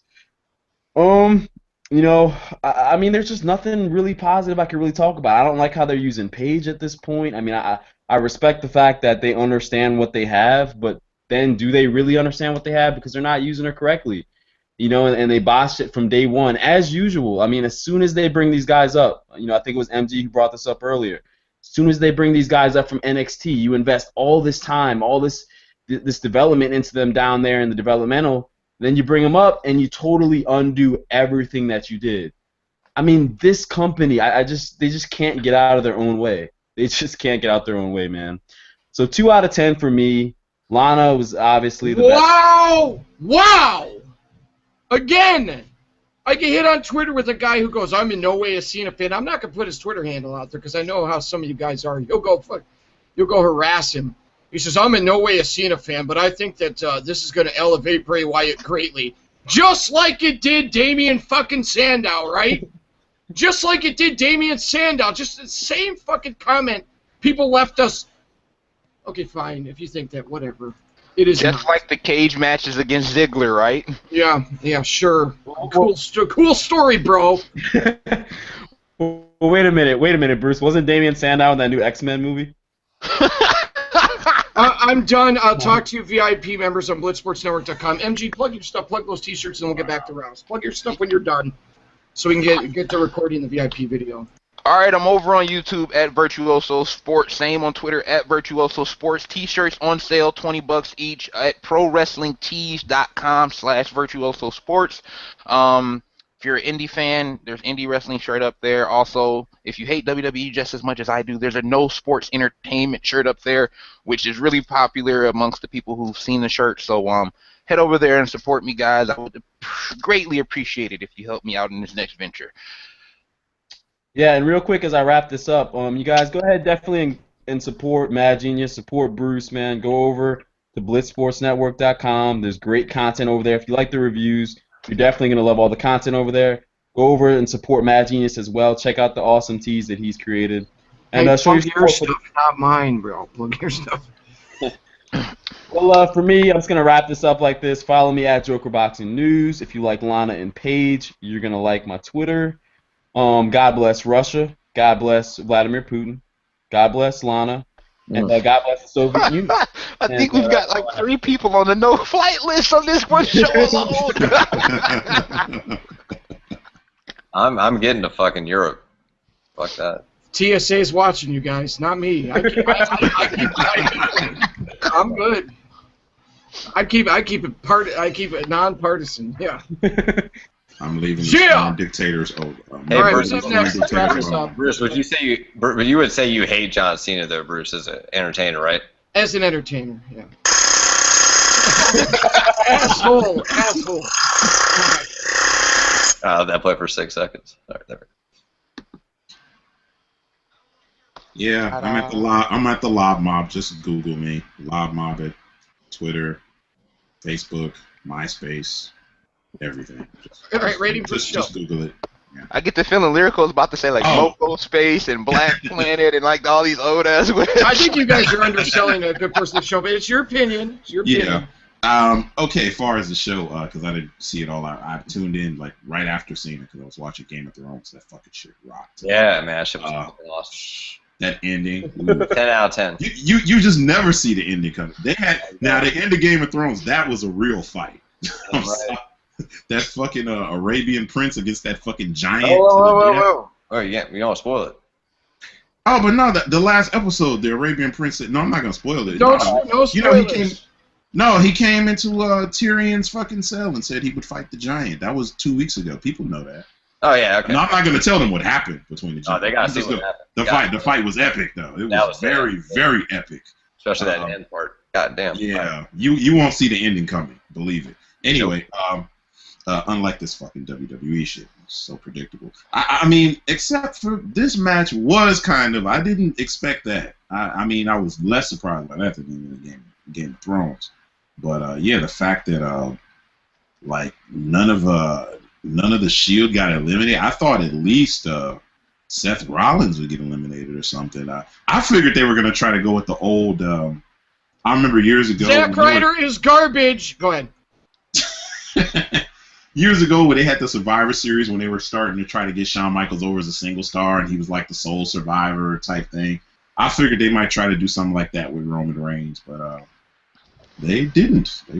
They all went over clean. I give Triple H all kind of props for that. The dude is doing business. I got to give it to him.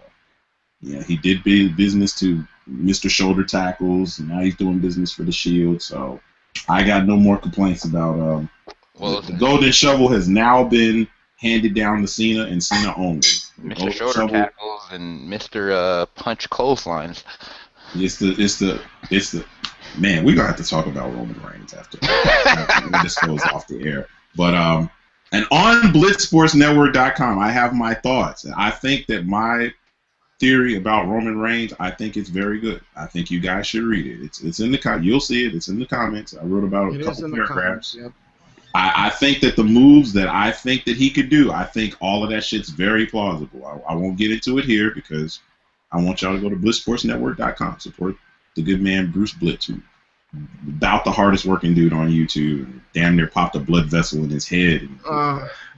Introductory monologue here tonight. Yeah, like Alex Jones. But oh, you did not just call me Alex Jones, you asshole. You asshole! I did not talk about fluoride in the water or the documents, okay? For the record, I didn't have any documents, and I didn't say there's fluoride. We did talk about Cole falling in a pit of dicks. He would like that shit, for the record. He would enjoy that. He'd have that big pedo smile on his face. All right, let's get this wrapped up. Yeah, support Lyrical Lob Mob, Twitter, YouTube. You gave your Twitter, YouTube, Twitch, Vine, all of that. Yeah, just Google it. You'll find it. The best Vince McMahon impersonation. No disrespect to Fizzy Pops. That dude is funny. I think that you have him with the Vince impression. His Vince video was funny, though. Well, Bruce, I think I do okay. I think I do all right. Yeah. Yeah. We watched way too much wrestling. I love that Fizzy Pops video where he does the Rock drive-through. And the guy in the fucking the guy working at that was hilarious. He goes, "You watch entirely too much wrestling. Guilty as charged for a lot of us." Okay. Yeah. Billy, final score for the show. We know you give Lana a 10. You wanna make her squirt and all that other stuff. But final show for the score, Billy, and plug your stuff. Stephanie's the one that squirted tonight. That wasn't piss. That was dude. You guys got to stop making. Dude, she took. I'm gonna stick up for Stephanie. As much as I think her promos are boring. She took that slap like a G. She takes it from Daniel Bryan. Come on, dude. Come on. You guys take it to a personal level, man. It's not personal level. It's the truth. She was born into the business, you know. Stephanie, you're all right with me. That you took that slap like a G. She's all right. Real quick, guys, I gotta ask Bruce a question. Bruce, you getting paid by the WWE anti-bullying campaign or something? No, I am not. How am I bullying her though? I'm saying she's just taking another dick right now. That's fine. No, she is not. Yes, she is. That was cum. Come on, you guys are terrible. You're almost as bad as these people in the comments wishing just death for Cena. I mean, you guys are taking it way too far. At the end of the day, I mean, let's be honest. Cena's only on your television for at the most an hour a week. Either way, it was a cum, and it's fine. She squirted. But I would never wish that on Cena. If she really did pee herself, I mean, it's because she took a fucking hard-ass slap, dude. Maybe she wants bringing her in a 69 position. Maybe she's going for that. I wouldn't pay to watch that. Oh, God. All right, yeah.